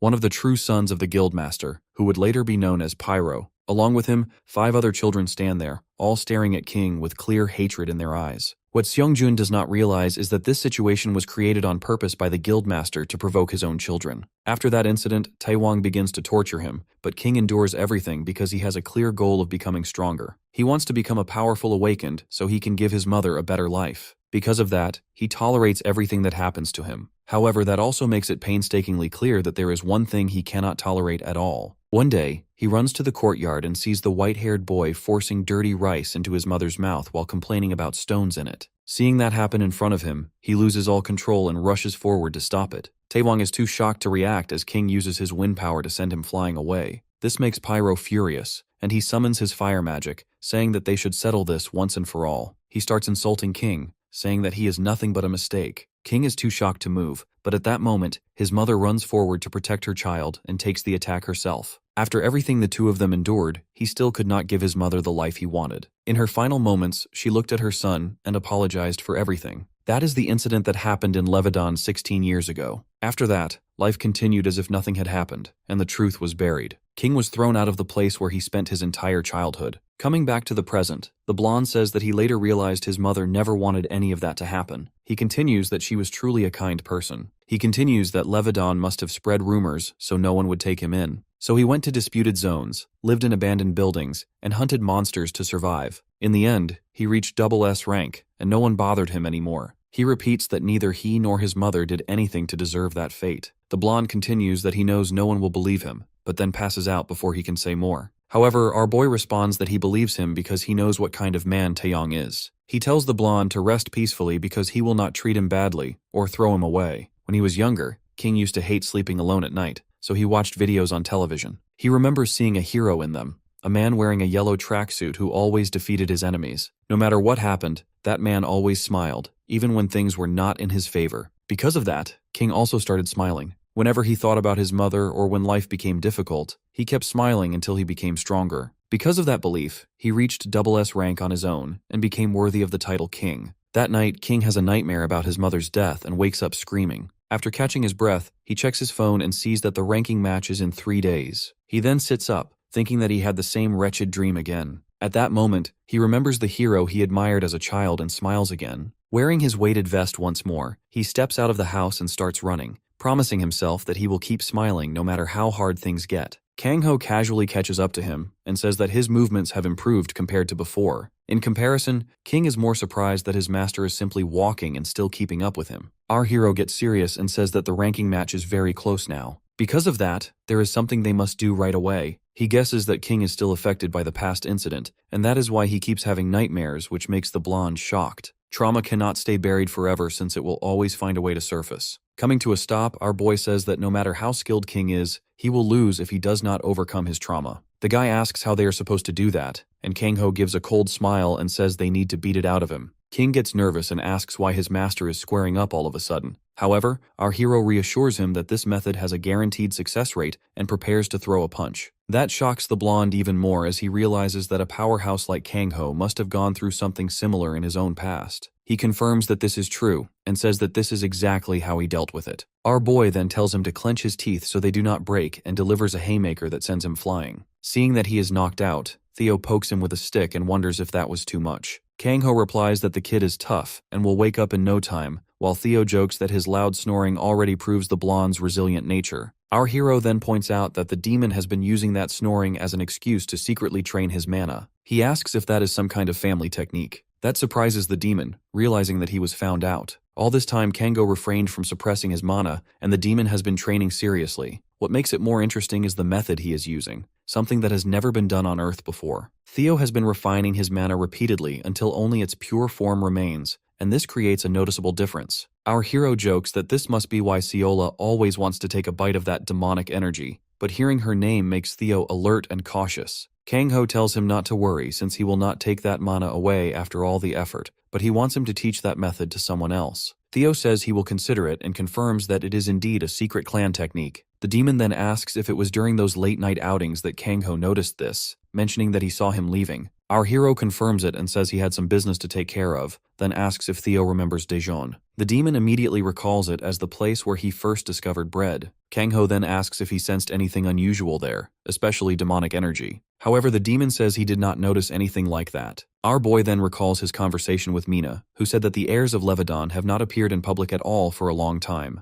On top of that, the guild has seen an unusual increase in accidental deaths over the past year. After hearing that report, he checked the area multiple times but still could not find anything unusual, except for one detail. Taeyong stood out. It is already suspicious that someone like him is training students behind closed doors, but the rising number of deaths in the guild makes it worse. There is clearly something happening in Daejeon, but he cannot figure out exactly what it is. Meanwhile, King is still unconscious and trapped in the same nightmare. The moment of his mother's death keeps repeating in front of his eyes, while those mocking eyes keep staring at him. Hearing those insults again, he wonders if he is still afraid of that person. At that moment, a crack forms in the scene as our hero breaks through with a punch. He asks King what he is waiting for since he still has more hits to take. That completely shocks King as he realizes that there is something far more terrifying than that past memory. He wakes up in fear and shouts, asking why he is still getting hit. Meanwhile, his master is calmly teaching Theo how to use a phone. Noticing that the blonde is awake, he asks if they should continue training. Seeing the look in Kang Ho's eyes, King starts sweating and wonders if his master actually plans to kill him. He tries to move back, but before he can escape, he gets hit again. That day, King passed out around 15 times. That is how his trauma training begins, taking one heavy hit after another for the next 3 days. Finally, the day of the ranking match arrives. The arena is completely packed, and the audience keeps talking about why a double S rank is fighting an S rank. They wonder if the rumors about Levedon's family issues are true, that the blonde is indeed an illegitimate child. At that moment, Pyro and his team enter the arena. Decked out in expensive gear, the white-haired fighter raises his sword high. People begin whispering about the valuable artifacts he is wearing, which irritates him. However, the fourth son, Rune, warns him to be careful since everyone can hear him. But Pyro does not care, and calls them all weak trash. Instead, he is more focused on whether his opponent will even show up since King might have chickened out. Rune starts to question if they are really on the right path. Because their father always said talent is everything, it inflated Pyro's ego, and none of the brothers tried to stop him. With how things are going, Rune wonders if everything will turn out fine.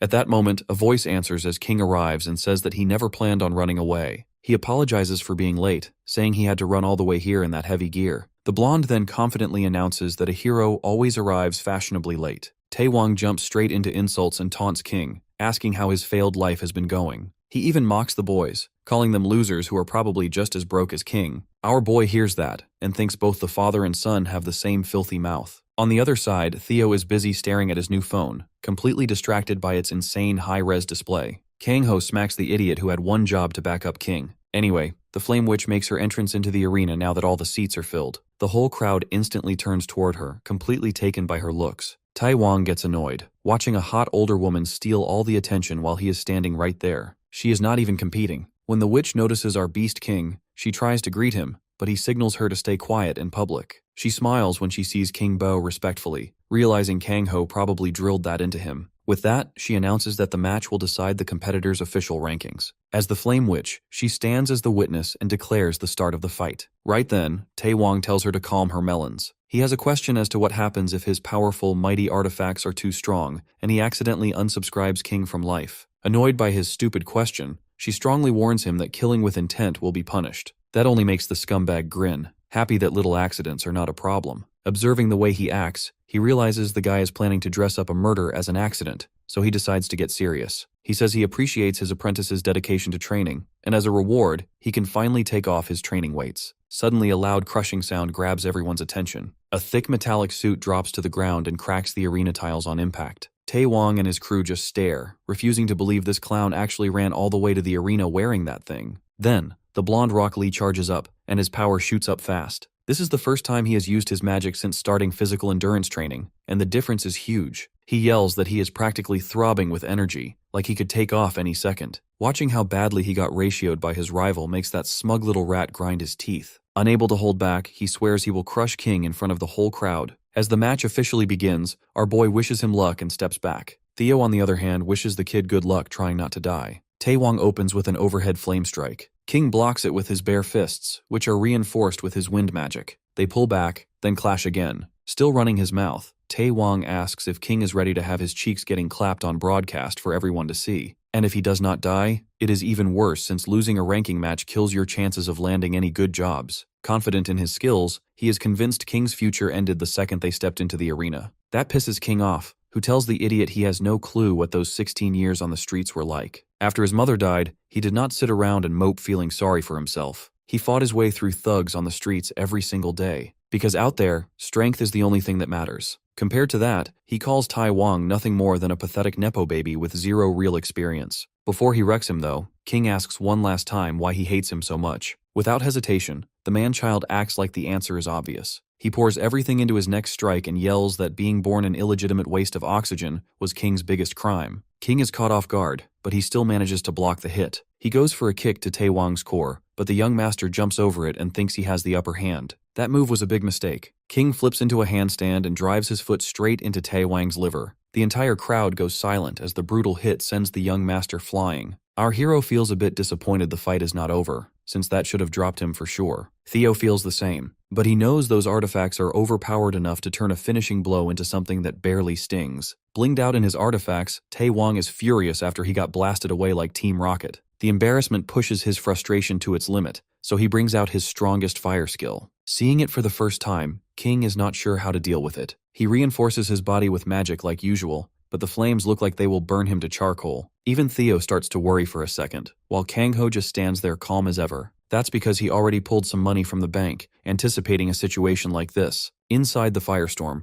King starts to lose confidence he will survive the flames that feel just as terrifying as they did in his nightmares. But then he notices something is off. He wonders why he, along with his weak barrier, are not cooked. That is when he remembers the glove artifacts his master gave him. Kang-ho had already expected Taewang's artifact-boosted flames to be a problem, so he told King to wear them under his bandages. He was not about to let his apprentice lose just because he was too broke to afford proper gear. King almost tears up, realizing for the first time in his life that he is not fighting alone. Someone has his back. Still floating in the air, Taewang yells that it is time to end the fight. King fires back that he has been running his mouth the whole time, and his flames are trash compared to his master's brutal fists. The spoiled brat freezes when he realizes his strongest attack did not even leave a mark on King. Before he can process that, King closes the distance and lands a satisfying punch that snaps his jaw. Watching their boss get tossed around like a used tissue into a garbage bin, Taewang's brothers drop their jaws. Even the Flame Witch worries for a second that the young master might not walk away without permanent face damage. King stays relentless, refusing to give the poor guy a second to recover. He barely lands his kick before the heavily battered dude coughs up another mouthful of blood. Things get so entertaining that Theo pulls out his iPhone and starts recording the whole beatdown. Right as King grabs his victim by the collar and goes in for the finishing blow, a volley of powerful magic projectiles flies at him from behind. Their overwhelming aura sends a chill through him, and their speed leaves him no room to dodge. For a split second, he wonders if this is really how his story ends. The detonation covers the entire arena. When the dust settles, Taewang's battered body lies on one side of the arena. His meat riders rush over to check on him. Meanwhile, King finds Kang-ho standing beside him after shielding him from the deadly ambush.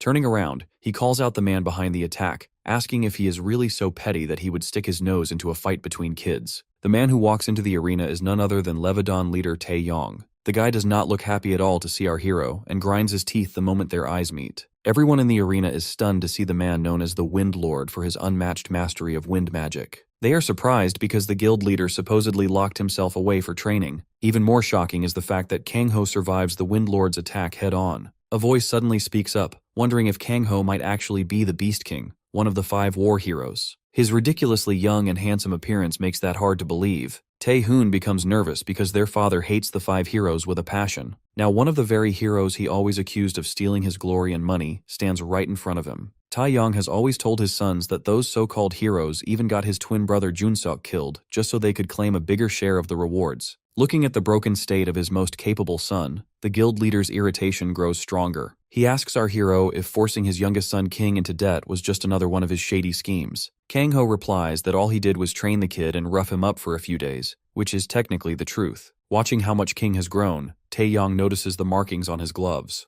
The man's eyes go wide in disbelief and he realizes those are the constellation gauntlets. Never in his wildest dreams does he expect his brother's gauntlets to end up in Kang-ho's hands. He asks the hero if he has kept them ever since the war. Kang-ho calmly replies that he has merely been looking after them. That answer only makes the guild leader even more furious. The absolute nerve of the man he believes murdered his brother now claiming he was taking care of the gauntlets, as if Junseok will return to Earth like Jesus. The pressure from his raging windstorm overwhelms King. Our hero acknowledges how much Taeyong has improved, but he has no time to waste on admiring him. Drawing his aura blade, he closes the distance near instantly. While the guild leader stares death in the eyes, Kang-ho reminds him that his victim mentality has not changed a bit after all these years. His face is just as punchable now as it was back then. Taeyong's sons can only watch in disbelief as the father they respect so much gets folded within seconds. Our protagonist warns the old man that he better clean up his hater campaign. Freedom of speech is one thing, but non-stop yapping from a fool like him is unacceptable. The guild leader answers with a smirk and asks if Kang-ho intends to become King's guardian. Kang-ho replies that the decision depends on King himself and whether he wants to keep fighting or surrender. Left with no other option, the Leviton leader orders his sons to withdraw. Hearing that, Tae-hoon respectfully addresses King, leaving the guy totally caught off guard. The green-haired son apologizes for everything he has done. Getting a genuine apology for the first time in his life, King has no clue how he should respond. Kang-ho speaks up instead. He refuses to let the leader of Leviton walk away after attempting to murder King in the middle of an official ranking match. Surprisingly, the Flame Witch adds that the association will officially register the incident as well. That really gets under the guild leader's skin, so he throws over a gold ring and a silver ring. Even though it pains him to part with them, he considers the rings valuable enough to make up for his actions. Our hero accepts the compensation and says he hopes Taeyong makes up for everything by living a better life. With that settled, the Flame Witch officially declares King the winner of the ranking match. That victory becomes the first major win of King's life. But deep down, nothing compares to the happiness of finally having someone who stands up for him when he needs it most. His master and Theo invite him to a bakery to celebrate the win with a snack. Tears of joy roll down his face as he follows the two people who genuinely care about him. Meanwhile, on a barren battlefield, Junsuk asks his partner for one favor. The guy keeps chugging his drink and ignores the dude,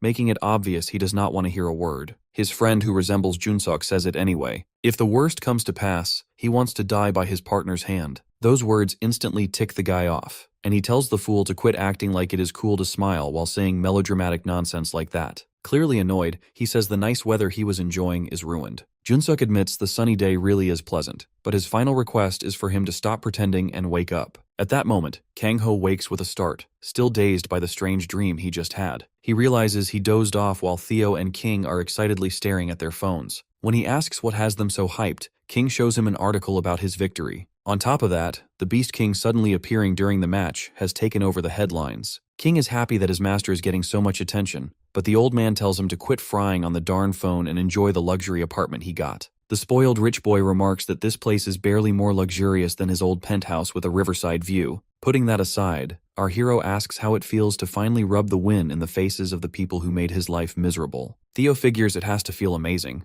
but King says the match only taught him the limits of his own abilities. He thanks his master for the precious gloves that helped him win. Then he respectfully bows and tries to hand them back because he believes he is not worthy of wearing them. He says that not only the Wind Lord, but even the Flame Witch would still defeat him. His humble attitude leaves Theo speechless. Meanwhile, Kang-ho praises him for those words. As a reward, he tosses the gold and silver rings toward King. The young man instantly senses the powerful aura coming from both items. His master explains they are the compensation Taeyong paid because he valued those treasures as much as King's life. Instead of feeling happy, King grits his teeth, clenches his fists, and quietly says he is still not worthy. He lives in the same era as legendary heroes, so he knows he only has two choices. He can complain his whole life or train harder until he reaches their level. Burning with determination, he promises Kang-ho that one day his life will be worth far more than just 2 rings. Deep inside, he vows to become strong enough to dominate the world just like his sensei. Right then, King's phone rings, so he picks up a call from Napa Guild's vice master. Acting like an absolute savage, he tells the guild leader he has no time if the call is only to congratulate him or glaze him up.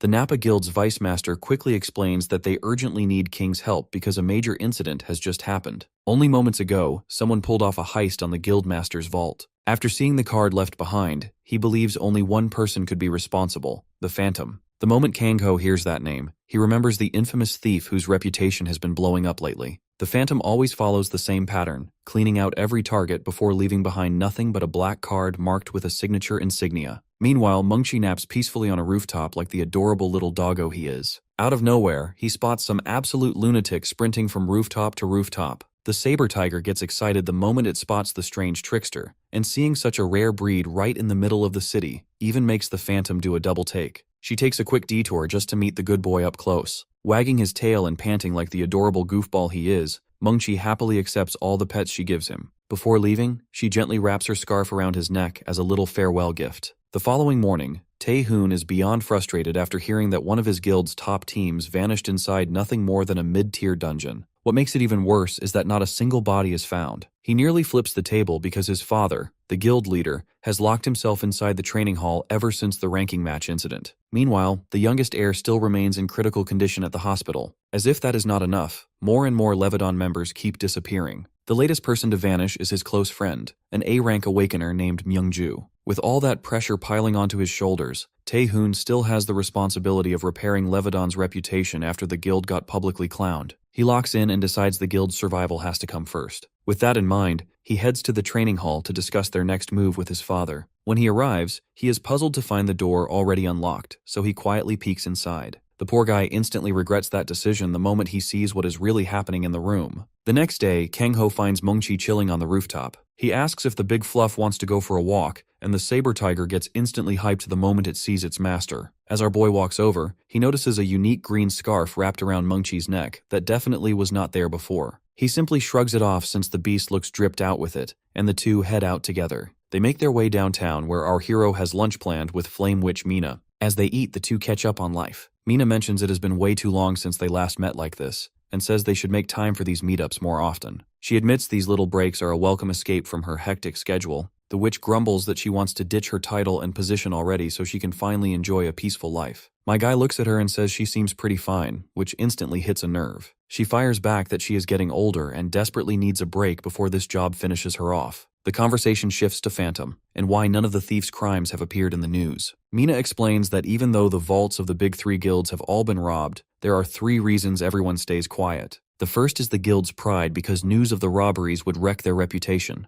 The second is that the Phantom is just built different. They always leave behind no discernible clues except a calling card. Lastly, every stolen item was obtained through shady means, so bringing them up publicly would only make people ask questions the guilds would rather avoid. Our protagonist agrees that it makes perfect sense why everything has stayed under wraps. Mina grabs her head in frustration and complains that the guilds are tearing the city apart trying to hunt Phantom down. She says the public's growing fear has landed squarely on her shoulders, while she is still dealing with the Levedon mess. Kang-ho tries to calm her down and asks how things are going with Levedon. He remembers facing Tai-yong in the arena, and noticing the guildmaster looked even younger than he did when the war ended. His partner replies that she does not know much about the guild's current situation, and that these days only Kang-ho seems to be the one making headlines publicly. However, it seems Tai-yong is not exactly a big name either since he entered secluded training after returning as the only survivor of the Antares raid. The Flame Witch feels bad for Levedon's vice guildmaster, because his life must be a complete nightmare after their embarrassing loss against King. Just then, new alerts pop up on her phone, and she reluctantly gets up to handle her responsibilities. She says goodbye to Kang-ho before leaving. After seeing Mina off, he and Seola head back to where Mongchi is waiting for them in a nearby alley. As our boy walks through the crowd of people, one person catches his attention while passing by. A woman with her face hidden behind an umbrella and a green scarf, matching the one around his saber tiger's neck, walks past him. Distracted by the rain and his thoughts about Kang, he does not pay much attention, but he does wonder why it looks exactly like Mongchi's scarf. The woman crosses into the alley where our hero's beast is waiting, and the saber tiger instantly recognizes her. She gives it a small smirk before raising a finger to her lips, silently telling it to keep quiet. Meanwhile, back at King's apartment, Theo prepares to teach him the secret method for concentrating mana. King seems unsure about the whole thing and treats it like some weird joke, but his master assures him that the technique is actually useful. Kang then asks the demon why he suddenly decided to share the method with outsiders. The blonde guy answers for the demon, explaining that he felt embarrassed walking around with an SS rank while lacking the skills to properly support that title. So Demon Sensei focuses his mana between his hands and tells his student to copy him. In the background, our hero pours himself a drink and looks out from the penthouse window toward the parking lot below. There, he notices a sports car stopping in front of the building, and Tai-hoon steps out. The Vice Guildmaster asks someone if this is the place where King is staying before making his way toward the penthouse. He warns his 2 roommates about the unexpected guest and tells them to pause their training for now. A few minutes later, Tae-hoon sits on the sofa across from his younger brother. King is curious how he found his place, and he replies that it isn't difficult to find people when you have connections like him. The blondie asks him what he wants, which makes his guest go silent. Tae-hoon thinks in his mind about how he can ask him for help after all the bullying and suffering he made him go through for those years as a child. He remembers how he used to ignore it when Tae-wong used to beat up King just so he could keep himself at peace. Thinking he has no right to ask for help, Tae-hoon simply apologizes once again for bullying King and gets ready to leave. As he reaches for the door, Kang-ho asks if he is really okay, pointing out that he looks like he has been through hell. That question triggers a flashback of Kang inside his secluded training room, absorbing the mana from several corpses as his body grows younger. The crazy old man enlightens his son that his power keeps increasing and he cannot wait till he takes revenge on Kang-ho and becomes the absolute of the world. The green-haired guy wonders if it was his hatred for our boy that ultimately turned his father into a monster. However, he then makes up his mind that his father lost himself over the 5 war heroes while the rest of the family stood by and did nothing. Tae-hoon figures that it is up to him to set things straight with his own hands, even if it ends up costing him his life. At that moment, Kang-ho speaks up and tells him that he does not have to carry that burden alone. That completely catches the green-haired guy by surprise, but our boy tells him that while it is noble to take all the blame upon yourself,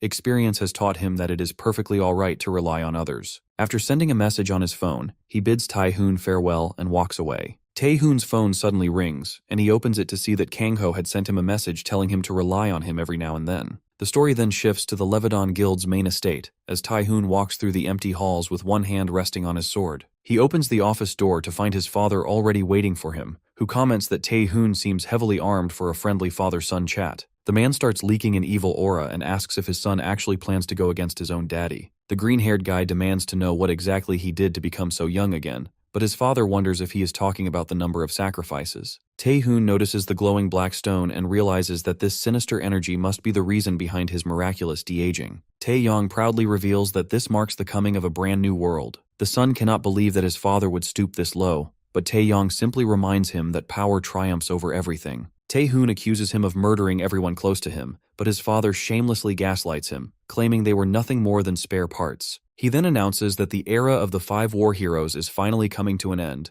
and he alone will create a brand new world for himself. Tae-hoon prepares for battle while thinking that he may be weak, but he will still fight to the death no matter what. Tae-yong does not take his words seriously in the slightest and simply snaps his fingers, which triggers a massive explosion. The green-haired guy barely manages to dodge the blast as he flies high into the air. Looking around, he realizes the area is far too populated and figures he somehow has to lure his father toward the mountains. After several minutes of flying, he lands in an open field and decides that this place should be far safer and finds it oddly ironic that it has started raining. Tae-hoon closes his eyes and begins charging up his awakened ability, while his father slowly aura farms his way toward him, wondering where the hell his son suddenly found the audacity to challenge him. Tae-yong claims that he loved Tae-hoon just as much as his youngest son, who, unlike him, would have gladly stood by his father's side. The green-haired guy realizes there is no saving his father anymore and launches a barrage of massive water spears straight at him. However, Tae-yong effortlessly dispels the entire attack in an instant, which leaves Tae-hoon completely flabbergasted. Tae-yong tells him that he has clearly forgotten who his daddy is before beginning to charge up his own ability. The man unleashes a gigantic tornado that rushes directly toward Tae-hoon, but it is instantly split apart by a single swing of his sword. Tae-yong refuses to let up and immediately summons another enormous tornado and completely engulfs Tae-hoon inside it. The green-haired guy struggles to breathe as the air is violently sucked away while his father mocks him, claiming that the strong will always take from the weak as he throws more shade at the 5 war heroes. He ridicules Tae-hoon for trying to protect the weak when absolute strength is all that truly matters. Moments later, Tae-hoon is blasted backward and crashes onto the ground while barely conscious. His father asks whether he has finally changed his mind,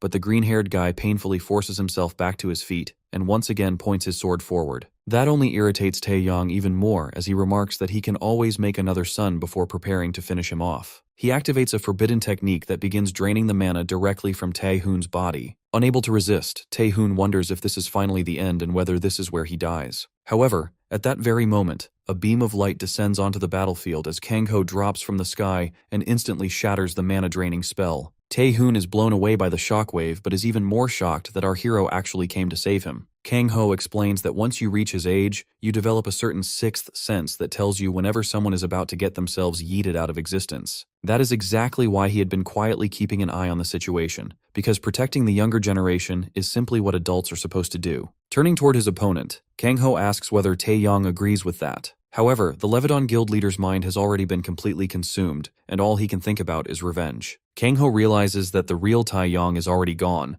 and there is no turning back from what is about to happen next. Tae-hoon kneels in front of our hero and asks him to deal with the situation. Kang-ho approaches the guildmaster and says he is disappointed that the man chose to rely on forbidden power. Looking at the stone embedded in Kang's chest, Bro realizes it is the eternal crystal, similar to the one he obtained from the plant monster. He figures out that the Wind Lord was never strong enough to control the crystal's power and ended up getting consumed by it instead. Tae-yong argues that calling his power forbidden was just an excuse and asks if Kang-ho plans to use this chance to finish him off like his brother when his own demonic transformation went out of control. The man angrily says his twin brother always looked down on him, only to eventually die because of hypocrites like our boy. The Levidan leader summons a massive wind attack and launches it at him, but Kang-ho easily dodges it. At that moment, Kang-ho remembers an old conversation he once had with Jun-seok. Jun-seok used to say what a pain his little brother can be. The brat was always stuck feeling inferior and blaming everyone around him. However, he tells his friend that he is still his younger brother, and his attitude comes from spending his entire life being compared to his older sibling. Meanwhile, the Wind Lord keeps firing powerful wind attacks at our MC, but Kang-ho casually blocks each one in midair. He remembers Jun-seok's words telling him not to hate Kang, but to guide him back onto the right path. Kang-ho finally breaks through his opponent's attacks and charges forward with a punch aimed straight at his head. That move catches Taeyong off guard because Kang-ho's power seems to have no limit as he gets slammed into the ground. Our protagonist continues throwing punches and angrily asks why he forced his son to commit such a horrible act. He tells the man to abandon that power because he clearly cannot control it. Taking advantage of their position, the Wind Lord laughs as he tries to absorb Kang-ho's mana. He claims that this power will finally make him truly strong enough to handle the crystal. The crystal in his chest glows brighter with energy as our hero tells him he can take as much power as he wants and lets the man go. As more power surges through the Levidan leader's weakened body, he starts losing control over the overwhelming force and screams that it is far too much for him to handle. With a grim expression, Kang-ho tears the crystal out of his chest and hears the agonizing screams of his enemy's final moments. As his body breaks apart into mana, the Levidan leader admits that even he was not enough to defeat our hero and questions what the true source of all that energy was before taking his last breath. From behind, Taehoon approaches and kneels beside his father with tears in his eyes. He thinks that a son always looks up to his father even when that father is in the wrong. He spends his entire life relying on him. So even when everything is over, the son still holds deep love for his father despite all his flaws and mistakes. He cries over the remains of his father because he is truly sorry for how things turned out. Standing beside him, Kang-ho watches with a heavy heart. He decides that if the boy ever asks, he will explain everything about their past so they can learn from it and make sure such an event can be avoided again. Back at the penthouse, our boy sits hunched over with a gloomy expression. Seola walks up from behind him and asks if he is hurt. Mungchi appears as well, and both his pets move in to cuddle and comfort their master. Theo tells his flatmate that the crystal he obtained is similar to the one Baal used to absorb the power of all the demons. The man asks Theo if Baal took anything besides his powers,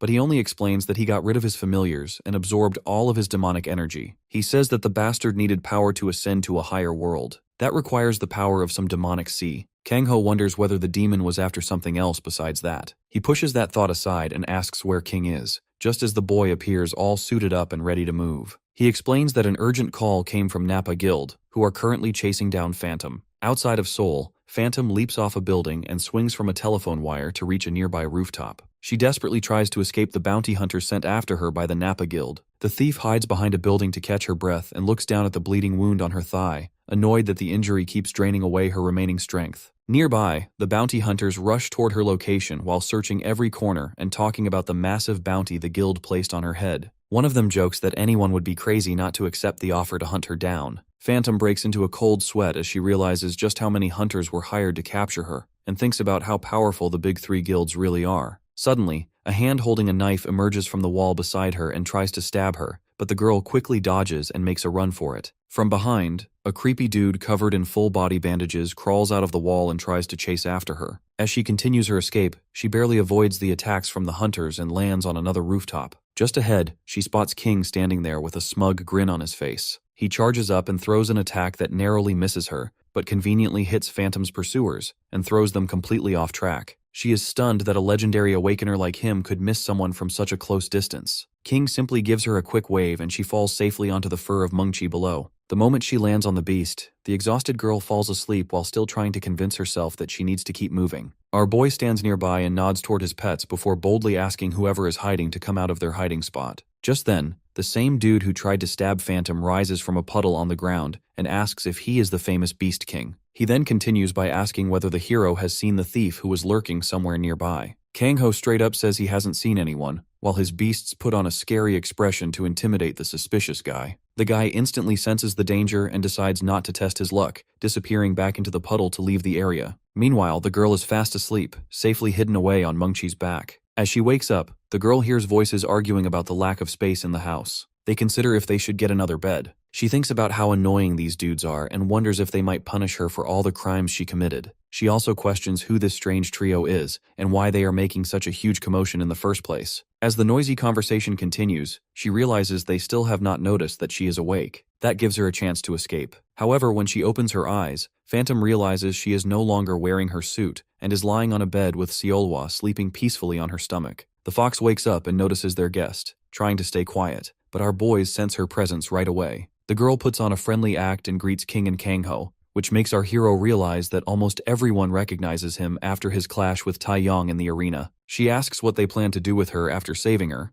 and our boy explains that they did not have any plans to begin with because it was all the blonde guy's idea. He explains that Nappa placed a massive bounty on her head, and she could have ended up in serious trouble if they had not stepped in. The MC points out that since she targeted all the big vaults, the guilds want to make an example out of her, but they are also using the situation to hide their own corruption. King understands that while she should face consequences for her crimes, killing her would be going too far, so they decided to interfere and save her. The boy notices that his boss referred to them as a team, and his eyes light up with excitement. Our hero then asks the girl why she was committing these robberies in the first place, especially since she is a druid. He explains to everyone that druids are a rare group connected closely with spirits and gain their power from nature. He says that her kind would normally never involve themselves with such shady business. Yet someone like her was still attacking the 3 biggest guilds and risking her life for it. Phantom asks if she will be spared if she tells them the truth, and Kangho replies that she was never going to be punished from the start. He reassures her that if they truly wanted to end things, they could have done so long before now. Theo tells her that the door is unlocked and she can leave whenever she wants. This somehow sends the autistic conversation into a completely different direction about door locks, losing the point at hand. Annoyed, the girl wonders why they ask their own question if they do not even want to hear the answer. She covers her ears to save her last surviving brain cells. Phantom properly explains that she was targeted because of her clan's treasure. Kangho realizes that the Nappa Guild must have held some kind of druid treasurer. The girl adds that just last summer, right when Nappa was prepping for their raid, they came to ask her clan for assistance in exchange for a specific item in the dungeon. King chimes in and confirms that the guild went back on its words. He was able to peek into the guild's documents and discovered their long list of scams, making him regret his time with them. Kangho internalizes that this is the moment the boy is understanding how this world truly works. The disappointment is just the start to the cold reality. But in a way, our guy is proud of the direction King is headed. Now that Phantom's explained her part, she wants to leave. Our guy even points her to the direction where she should head out alongside her clothes. While she's wearing them again, the druid is suddenly hit with the realization that someone must have taken her clothes off her body. The tiny fluffball is unhappy to see her go. Phantom asks about Seola's details. Kangho explains that the little thing is a subspecies,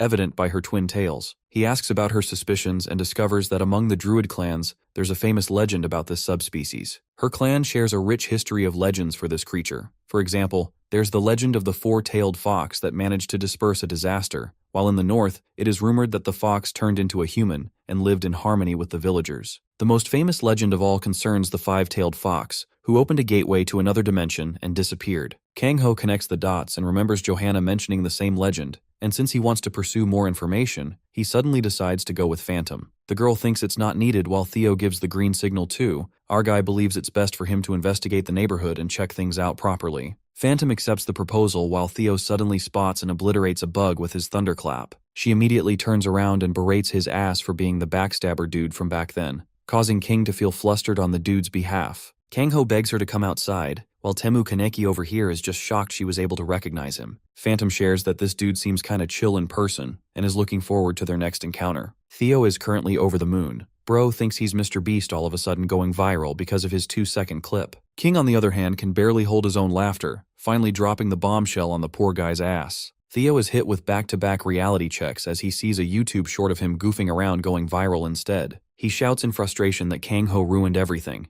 but our boy's already trying his best to get the fudge away from the dude as fast as possible. Phantom recommends she be dropped off at Yeondongpo as there's another druid guild she can carry over to. This surprises our guy who initially thought she was headed to Ganghwa Island instead. His words astonish the heck out of her, because even among the druids, the knowledge of that island is rare. Fast-forwarding ahead, we arrive at Ganghwa Island, a region that is still steeped in scars from the war that once was. Good boy Mungchi sets them down. Kangho allows him to play around as his treat, while Phantom is stunned how this dude knows about the precise location of their hidden sanctuary too. His mysterious source of knowledge concerns her as she asks about Kangho's identity one more time, so he clears up the misunderstanding by revealing his connection to Neva. Neva is the name of the Druidian elder. Before the girl could process what he just said, suddenly a strong gust of wind stuns them. The energy is drawing itself into the forest, where tiny forest spirits expose themselves to protect the sanctuary. Our cute little marshmallow goes on the hunt and scares them all away with the power of cuteness. Unfortunately, Seola crashes into a bush.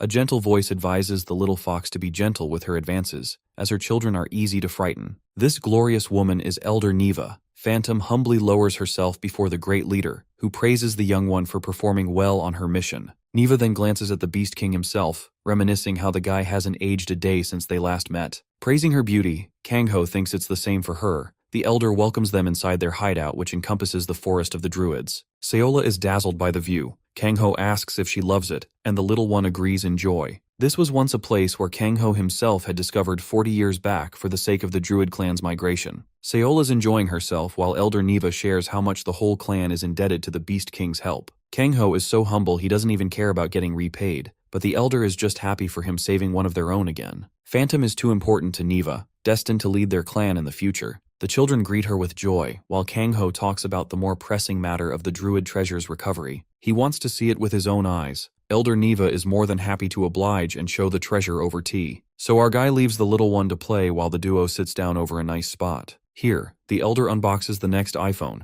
Actually no, it's a gorgeous emerald sparkling with immense power. This beauty draws Kangho's attention, who reaches his hand towards the gem. The fragment crystal reacts with life. It's revealed to boast an ancient power containing the essence of the Mu continent, also known as the second dimension of growth and evolution. Kangho's theory proved correct, but he doesn't know what the growth dimension means at all. He desires to know more about the object from the Mu continent. Elder Neva shares that each tribe representing the 4 directions and center has protected these treasures. However, since they became mad in their lust for power, all of those clans met an unhappy fate. The elder has no idea what happened to them after that. The only person capable of wielding the fragment's power was the high priest of the central forest. By the way, Seola also senses its energy and suddenly gets charged, surprising both of them as it comes dashing full speed to crash at their table. The tiny fox's stats have a special skill expansion slot, and thanks to its twin tails, it's brilliant at absorption of natural energy. The same skill evolved just now after absorbing some of that energy, surprising our guy as he stares at the little fluff ball. Neva assumes it's because of the world tree. She's heard quite a bit about these foxes being efficient in the absorption of energy. Kangho thinks it only makes sense since the little one already gained a new skill absorbing the power of the Demon Realm Dungeon 2. This confirms to him that the pure energy of this world tree is the reason for Seola's further transformation. Elder Neva reaches out to the world tree, pressing the gemstone into its core. This allows the emerald to replenish the tree with an even greater light, casting a beautiful transformation of their hideout. Phantom and the kids are happy while the little fox is having the time of its life. Elder Neva points out just how much Seola is finding comfort here. Kangho ends up being convinced to stay for a bit, unable to ignore the little thing's happiness. That night, our guy drifts off into some kind of dream sequence to a completely different dimension. His body is floating, and he sees a certain creature in the distance approaching him. Each of this monster's tails are coated a different color, representing 9 dimensions locked inside each tail. The fox he's facing is enormous, and it seems to have paths connected to all 9 dimensions. This beautiful fox is none other than his previous partner, Seolhwa. Kangho embraces his dear old partner with love, expressing how much he missed her. The gorgeous fox asks if he's doing okay. Our guy is just shattered with so much grief of losing her that he even apologizes 3 decades later for what happened. Seolhwa nuzzles his face, while another voice asks why Kangho is always embedded in his grief, apologizing every time. Our guy questions if he's hearing things right, if there's anyone there at all. Turns out, a little girl with fox ears was hiding near Seolhwa, meaning the 9 tails that our boy saw didn't belong to its partner, but rather this child. He's curious about the child's identity, but before any more answers could be revealed, Seolhwa bids her dear old friend goodbye, wishing Kangho a happier life. Our boy suddenly wakes up from his nap, glancing at the sleeping marshmallow. The little thing sleepily looks at him. Papa Kangho apologizes for waking the tiny baby up, but he's still confused about the dream he just had. The little one suddenly expresses its shock, as out of nowhere, a 3rd tail begins to sprout from its back, imbued with green natural energy. The transformation is sudden. The mythical beast now has access to yet another ability as the conditions have been met. Kangho assumes that this transformation must have been linked to the dream he just had, but he's got no clue what new skill the little one has unlocked this time. Then he notices a barrier enveloped around Seola, causing the little thing to float in the air. Kangho watches as beaming blue light blinds him, revealing a new look for the cutest fox ever. Seola has taken the form of a fox girl and has become a proper baby. She looks at her tiny fingers while our guy just sits there speechless. He welcomes the baby to their world, and for the first time, Seola speaks without using telepathy, greeting him back. Kangho greets the tiny thing as it gently falls right into his chest. The little one cutely licks his nose, confirming that she's indeed the fox she always was. We cut back to Theo's side, who's enjoying a delicious meal all thanks to King's cooking. Bro's apparently mini Gordon Ramsay because this is basic stuff to him. Theo trash talks Kang-ho's crappy meal tastes when all of a sudden, the devil himself slams the door open, joining them.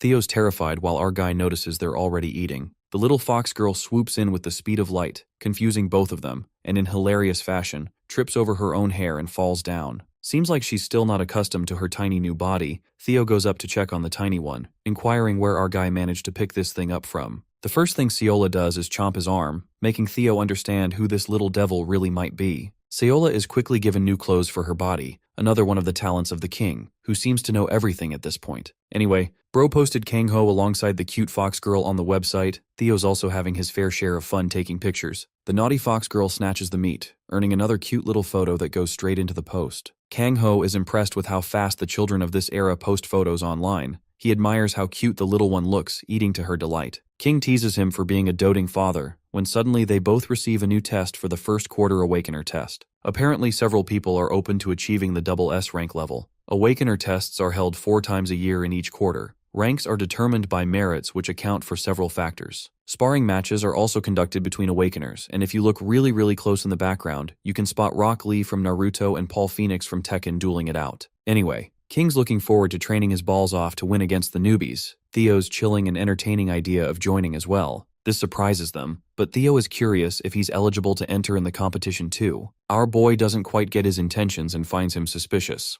Theo acts like he's got nothing schemed, but in his head, he has a whole different problem to worry about. It's noted that he was ranked 4th in the demonic realm, and just with that ranking, everyone knew him in the realm. But in the real world, Bro doesn't have followers, nobody cares about him, and he's notorious for being the shitty backstabber guy. So for the sake of his pride and honor, this man is hell-bent on using this test as a method of clearing his name, but he acts like he just wants to test his real strength in front of his buddies. King is baffled by Theo's reaction, while our boy knows that something's up for sure that this guy isn't telling them about. Regardless, he asks for the deadline details and learns that they can apply readily whenever. Kang-ho decides to go along with helping Theo sign up for the test, but he'll need King's help along the way. Though he's being helpful here, our guy turns around to make it damn clear that if this demon bastard dares to kill anyone, it'll mess up everything. King tries to side with Theo and explains that he must know those things already, and in the end, Kang-ho understands that this guy needs some kind of job. So this works well in his favor. Petting the tiny marshmallow, Kang-ho shares that they're going to be having tons of fun soon. Fast forwarding ahead to the arena, we have many different candidates waiting around for their test. This place is jam-packed with the best guild masters in the country, and for normal Awakeners, this test is the best chance for them to increase their rankings.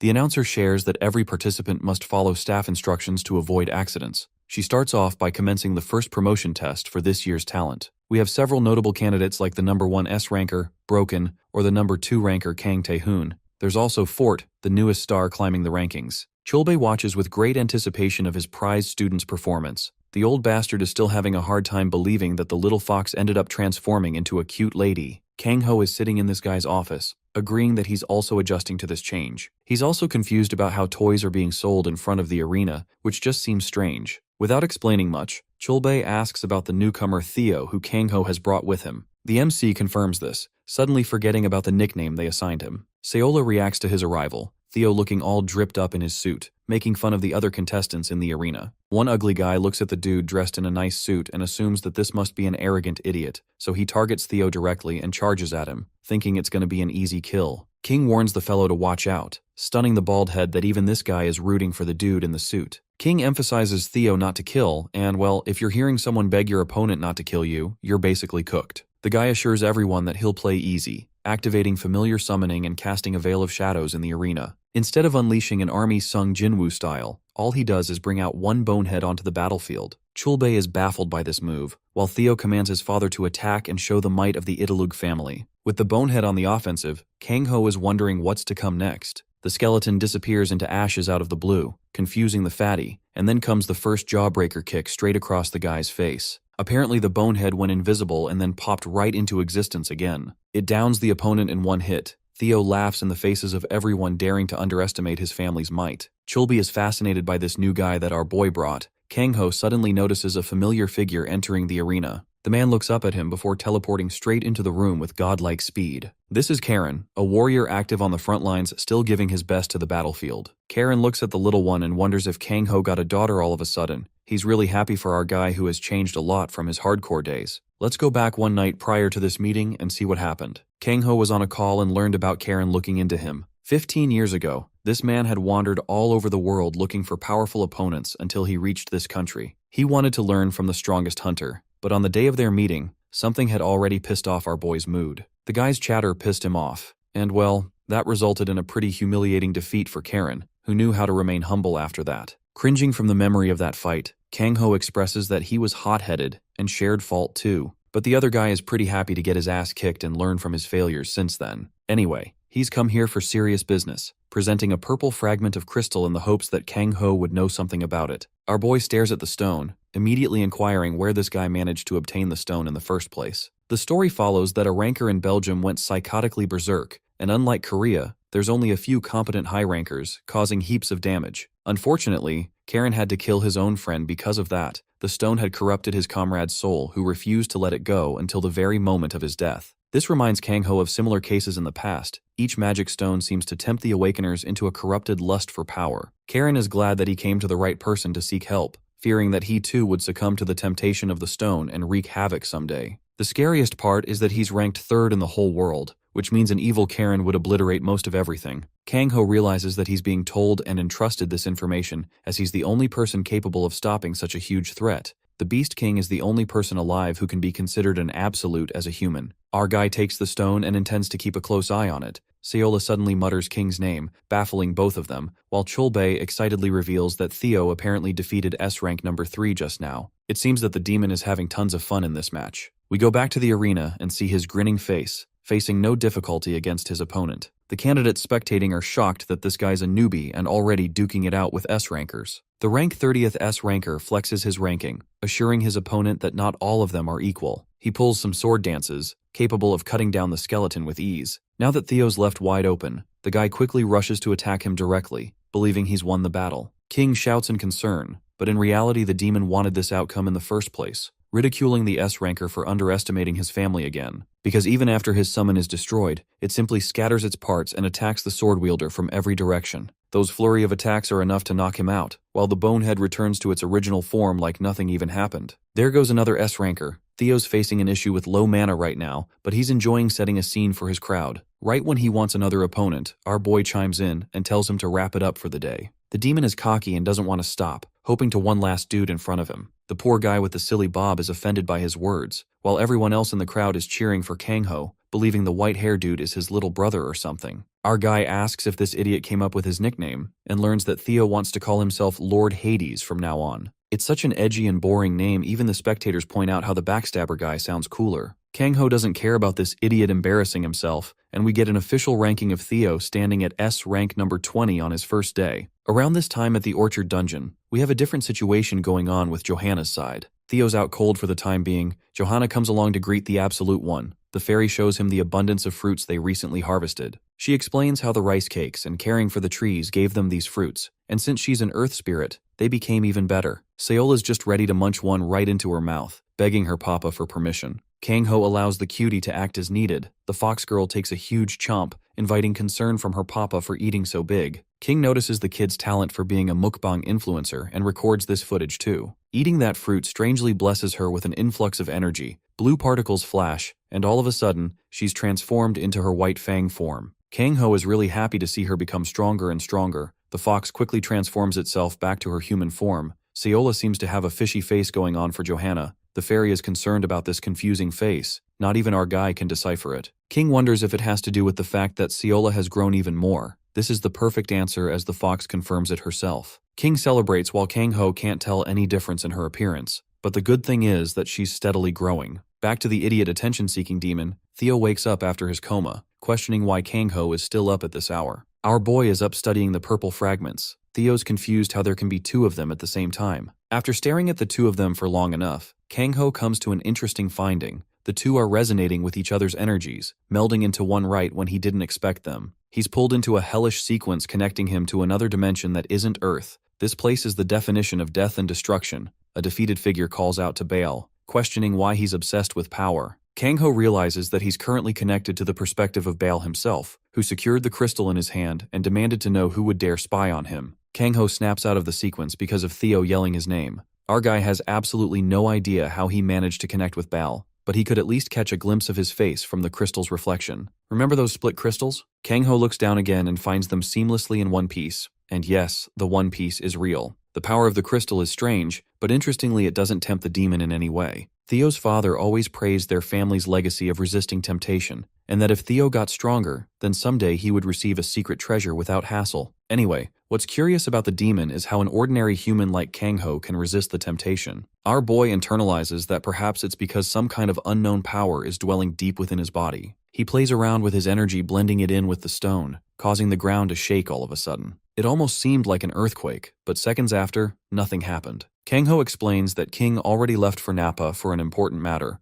Earthquakes are usually a sign of a giant gate's manifestation, which makes our guy believe that there's another one appearing connected to the demon realm. Even poor little Seola ended up waking up from the tremors. We quickly arrived in Incheon, where the giant gate unleashed havoc hovering over Yeongjong Island. This purplish-black void is a danger to the civilians, so the area is called for evacuation. Meanwhile, Ghost, or the scout of the Nappa Guild, pops right up to inspect the situation of the gate. He reports that it's indeed connected to the demon realm, with an astounding 3 times larger size than the previous. For battle-specific details, we're looking at a tropical rainforest with a pair of Amon Drakes as the bosses. This mission is out of Nappa's league to handle alone. Amon Drakes are not easy to fight. They're a new classified monster with thick armor and poison coated on every inch of its body. The guild had to exhaust all its might just to defeat one, and now they're dealing with 2. Coming to their rescue is our boy. Kang-ho makes his arrival to personally handle the gate and save the day. His experience from the Demon Ream dungeons will lend him the upper hand in this battle. He also allows the others to join and do their business inside the gate if necessary while he's scouting around. King warns Kang-ho to at least leave the little fox behind, but Bro doesn't feel fear at all and takes her for a small field trip adventure experience. Inside the gate, the environment is exactly as described. It's a tropical rainforest setting. Theo is thrilled to breathe the air of his homeland again, while our boy urges him to just start the briefing already and stop wasting time. In the demon realm, this forest is called the Forest of Lamentation. Many monsters thrive here, but the ones worth their time are the mid-level predators, the Amon Drakes themselves. Both of them arrive to confront the intruders. Kang-ho is a little shocked that Theo is calling them barely mid-level predators, implying there are far more powerful creatures in the forest. Theo confirms this to be true, pointing to another monster that shares the damn size of a mountain. It's the evil dragon Chasmus,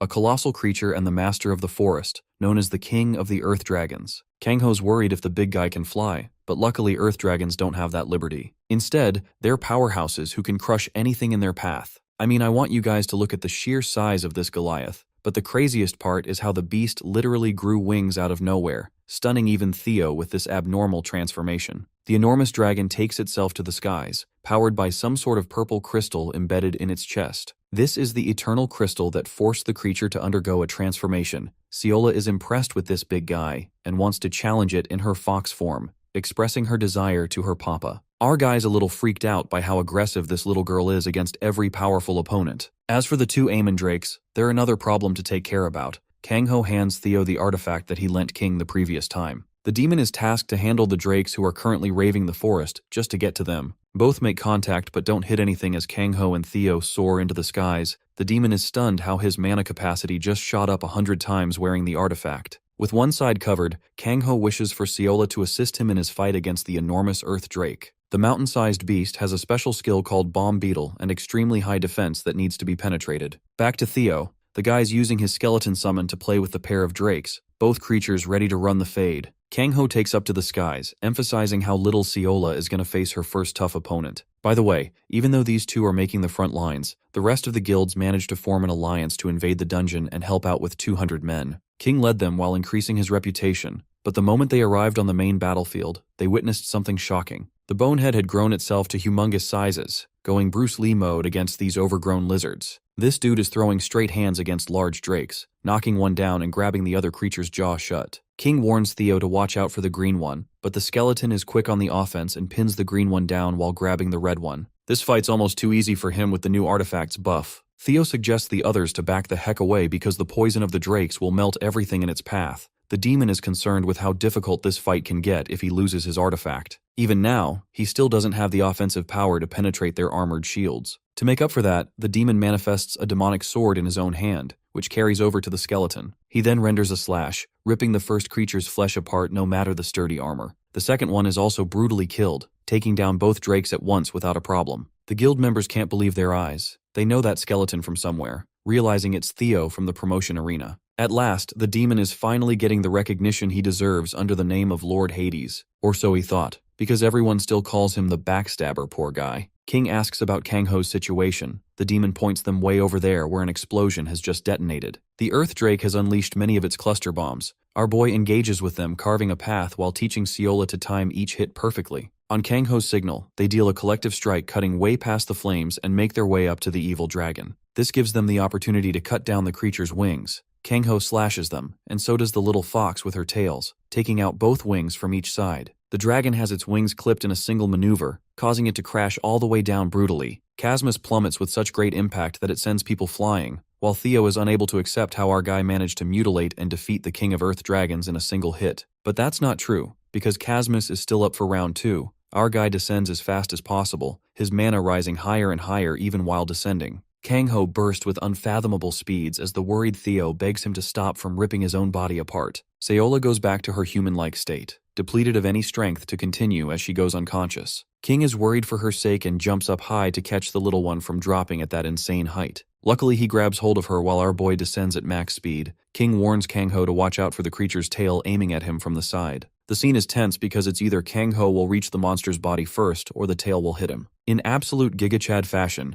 this man swipes his arm in a way that just his aura chops down the monster's tail. With the distraction out of the way, Kangho generates a sharp sword pooling from his energy, before finally connecting his attack with Casmus's flesh, successfully penetrating the armor. Kangho takes a breath in exhaustion from taxing his body, which suffers immense backlash right after he kills the dragon. The overload is far too much for him to handle, and if he doesn't control it here, it's gonna devour him whole. At this moment, Theo becomes his savior, using the power of the artifact to control the overload, questioning if Kangho is even human for the kind of power he emits from his body. Our guy warns him to stay back, but the demon has a plan, activating his family's sacred refinement technique to tame the overload. Thankfully, Kangho lives another day as the overload is negated. The validation-hungry demon explains that he's always been this powerful, though he asks for Casmus's corpse as his reward, desiring the dragon as his familiar. Kangho simply extracts the crystal from the creature's chest, allowing Theo to do whatever he wants with the corpse. Now this is the third crystal he successfully obtained from the demonic realm, and just like last time, making the pieces interact will generate an interesting effect. But first, Kangho instructs the demon to take care of everyone and return them home safely. Theo has no idea what he's waffling about, until our boy merges the crystals together, expressing his confidence in the demon from this point on. His consciousness fades to black as Kangho awakens in a completely different space. It's a different scenery of the demon realm that he's usually familiar with. This time, he faces the one that has been waiting for his arrival. This person welcomes Kangho to the intermediary space before entering the demonic realm. The figure standing before him isn't Baal, but his servant. This guy's impressed with Baal's prediction not to search the realm for 100 days. Kangho clocks the crystal embedded in his chest, noting how this dude isn't consumed by the crystal's corruption. Kangho is ominously warned that the demons will come for his dimension soon, vaguely addressing him as the master of the shard. The sequence ends with our boy waking up in King's house. Theo couldn't have accessed Mungchi, so he did what he could best. The little fox is already eating her meal as Kangho is the last to wake up. Meanwhile, Theo has been teaching Seola some words. King even taught him how to cook perfect meals. The little fox is even beginning to laugh just like this clown. Kangho strictly begs the fox never to copy that dumbass ever again. Theo, on the other hand, presents them with his special juice-exploding steak.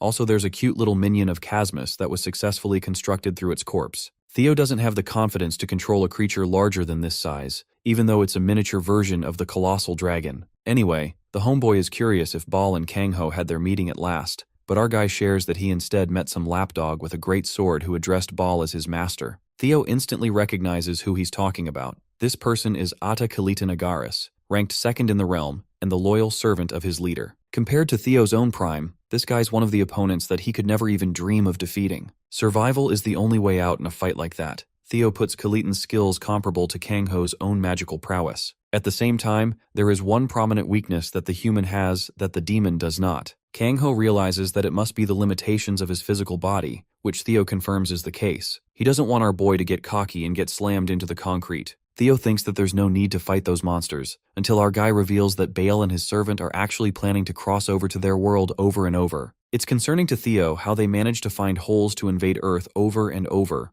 while Kang Ho assumes that there has to be some sort of loophole or catalyst allowing the demons to enter Korea of all places. Looking back on how he obtained his mysterious abilities to read crystals, Kang Ho connects the dots of his ageless youth and tremendous magic, believing it's time for him to finally uncover the secrets of his powers at last. We move along with Theo firing up his skeletal minions to work on the cabin. These little guys are playing Bob the Builder right now. Kang Ho is shocked by their impressive speed alongside Seola. Theo explains that construction is a specialty for the Italug family, as they had to build entire castles back in his days, so this cabin is practically light work for him. Our guy is interested in the expansion of the cabin so that they can make room for the rest of the gang. The little Foxy's belly grumbles as she asks for a meal from King. Our guy was shocked that she's already hungry when she ate breakfast not too long ago. Theo explains that the little one enjoys her meals with spicy seasonings. Kang Ho argues that spices aren't good for people even though they taste really good. Lucky for them, the master chef arrives just in time with a whole truck on him. The container sprouts open, revealing a whole bunch of new stuff that this man bought with Kang Ho's card.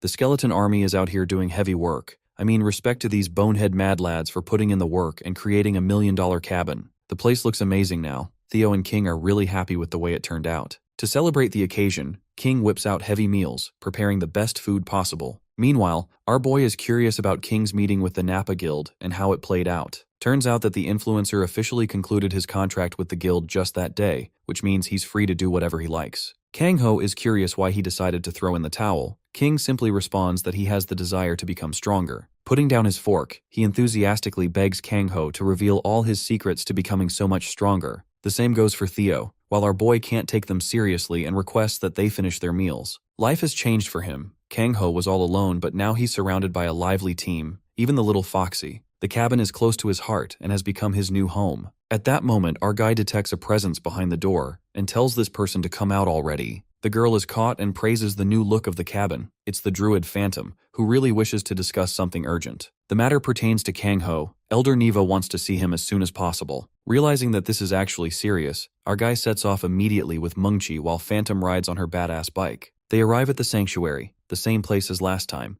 Little Seola turns into her fox state automatically to her own surprise. She doesn't know what triggered her transformation. Meanwhile, our boy stares up in confusion, sensing that the whole forest is brimming with unfathomable energy from the water of life, which means the blooming process is about to begin. Elder Neva arrives at the scene and shares that ever since Kang Ho stepped foot in the sanctuary, the vital force has grown exponentially. Both of them theorize that it's got something to do with the green jewel. Neva apologizes for abruptly summoning him like this, but she fears the worst and needs his help in case something goes south. Kang Ho assures her that things are okay and tasks his cute familiar to be one guard. To his shock, Seola's acting up, her body surging with the energy of the forest. The little beast is enveloped in blue particles. The vital force of the tree is about to bloom at last. Elder Neva and Phantom await in great anticipation. It's at this crucial moment that Seola surprises everyone by lunging up, activating her third tail's special ability out of the blue. She's out here acting like Sonic the Hedgehog while our boy stands confused. Her attack is so powerful that it splits the fabric of reality, exposing the flesh of space itself. The portal leads to another location, one that Elder Neva recognizes in a state of shock. Kang Ho asks if she knows about this location.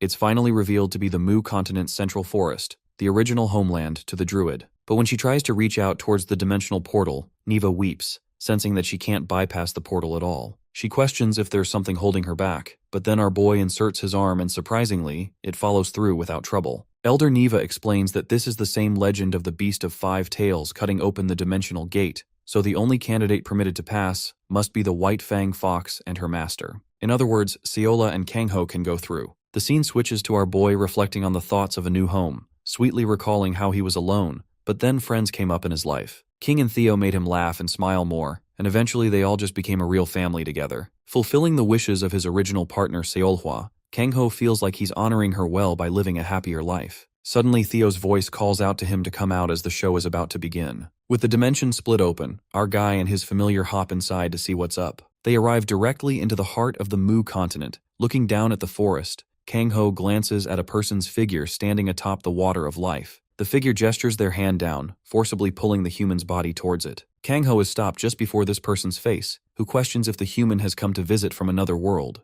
Confused, our guy asks for this dude's identity and learns that he's Nurgan, the high priest of the forest. Kang Ho is familiar with this name, recalling the elder Neva dropping it in conversation when she told him that the only person who could wield the power of the jewel was the high priest. Just from his presence alone, Kang-ho can sense that this man's whole body is brimming with the energy of the eternal crest, as it's fully embedded into his chest. Not only that, the same guy has absolute mastery over the power of the crystal, maintaining balance in the Mu continent. Without a doubt, the man standing before him right now isn't just a high priest, he's the classification of an absolute being. Nergen sets our guy down, inquiring if the young man will entertain a cup of tea. They cozy up sitting across from each other, and the high priest learns that Kang-ho came from Earth, a new dimension with a new white fang subspecies inhabiting it. The most impressive part to Nergen is how the fox, who is considered a cautious and fragile creature to druids, remains comfortable with Kang-ho as her partner. Even our guy admits that he considers it an honor. Nergen gets to the serious stuff and hints that an anomaly is headed their way. The owner of the special heart came to the continent alongside his white fang companion, hinting to Nergen that it's just the start of the anomaly. Our guy denies it, which confirms to the priest that he's afraid of the power in his heart. Kang-ho confirms that he fears and rejects it,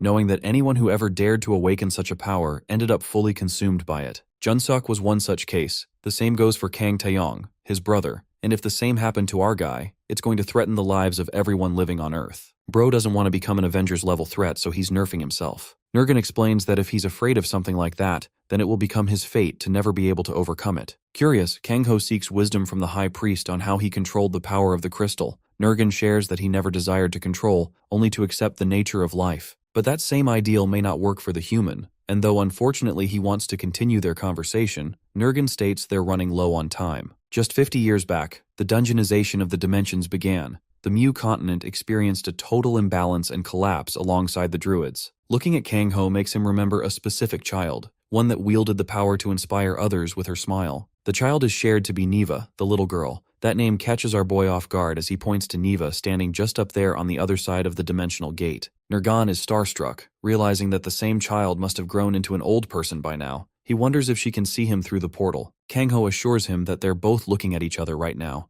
Neva is weeping in sadness from the other side, and while our boy is floating away to leave, the high priest leaves a message for Neva that he'll always wait for her in the forest, no matter how long it takes her to come. Hearing that, Kang-ho exits the gate from the same portal, welcomed back by the elder druid. Neva asks about the state of her homeland, and if he met a nice person down there. She doesn't seem to have any clue about the person he met. Kang-ho surprises her by praising the continent and sharing a photo he took on his phone. She quickly checks the footage and sees the shocked reaction of Nergen exactly when he was relaying the message. Our guy managed to record it safely, and for the first time ever, our boy used his modern technology in a smart manner. Nergen's other message is for Neva to continue striving to be strong, and that he never forgot about her for even a moment. In front of him, she's just the same little girl who weeps hearing those gentle words. Kang-ho hands her the phone to keep re-watching the footage whenever she feels lost about her people. While this may seem like a bittersweet ending, our boy is also haunted by certain words of the high priest after he had finished recording. The Absolute One warned him of the gathering of the crystals on Earth, which meant they'd meet again soon, and that he must stay strong until then. This message implies the arrival of a stronger threat, indicating that the demons are coming for Earth once more. Kang-ho's footage from the dungeon played all around the world. Thanks to this, the guilds of humanity came further in establishing new changes. Chulbe is most horrified by how active the demons have gotten. The changes are too fast to chalk it off as harmless. He begs his idiot warriors to train harder so that they can save people when it's truly needed. The top 3 White Knight Guild is doing the same, training rigorously. Even the Sword God reviews the footage, realizing that war is to come for humanity once more. He readies his students to train hellishly so they may be ready for everything that comes their way. The best lesson that humanity learned from the Daybreak Great War is that once the world is destroyed, power and money are futile. That same lesson was forgotten over time when humanity became comfortable again, until Kang-ho's recent raid. All thanks to him, mankind prepares itself once more. But while most are rooting in support for the Beast King, one man speaks his hate towards the old man who is a nuisance in their world. The fact that Kang-ho managed to snatch King over to his side to the point of terminating his contract pisses him off 10 times more. The guy doing the shit talk is the second strongest man in Korea, Robigan. The Vice Guildmaster expresses his objections that messing with Kang-ho didn't seem ideal, but Robigan is fuming over losing King, berating the Vice Guildmaster for failing direct orders. His anger forces his subordinate to apologize and worry. They engage with their next subject concerning the thief Phantom. Ghost is still on the lookout to find her. Nothing is going Robigan's way. The big boss orders Ghost to return with the jewel no matter the cost as they can recover all that money later. Robigan's interested in adopting a different approach, still focusing on retrieving the jewel that their guild lost.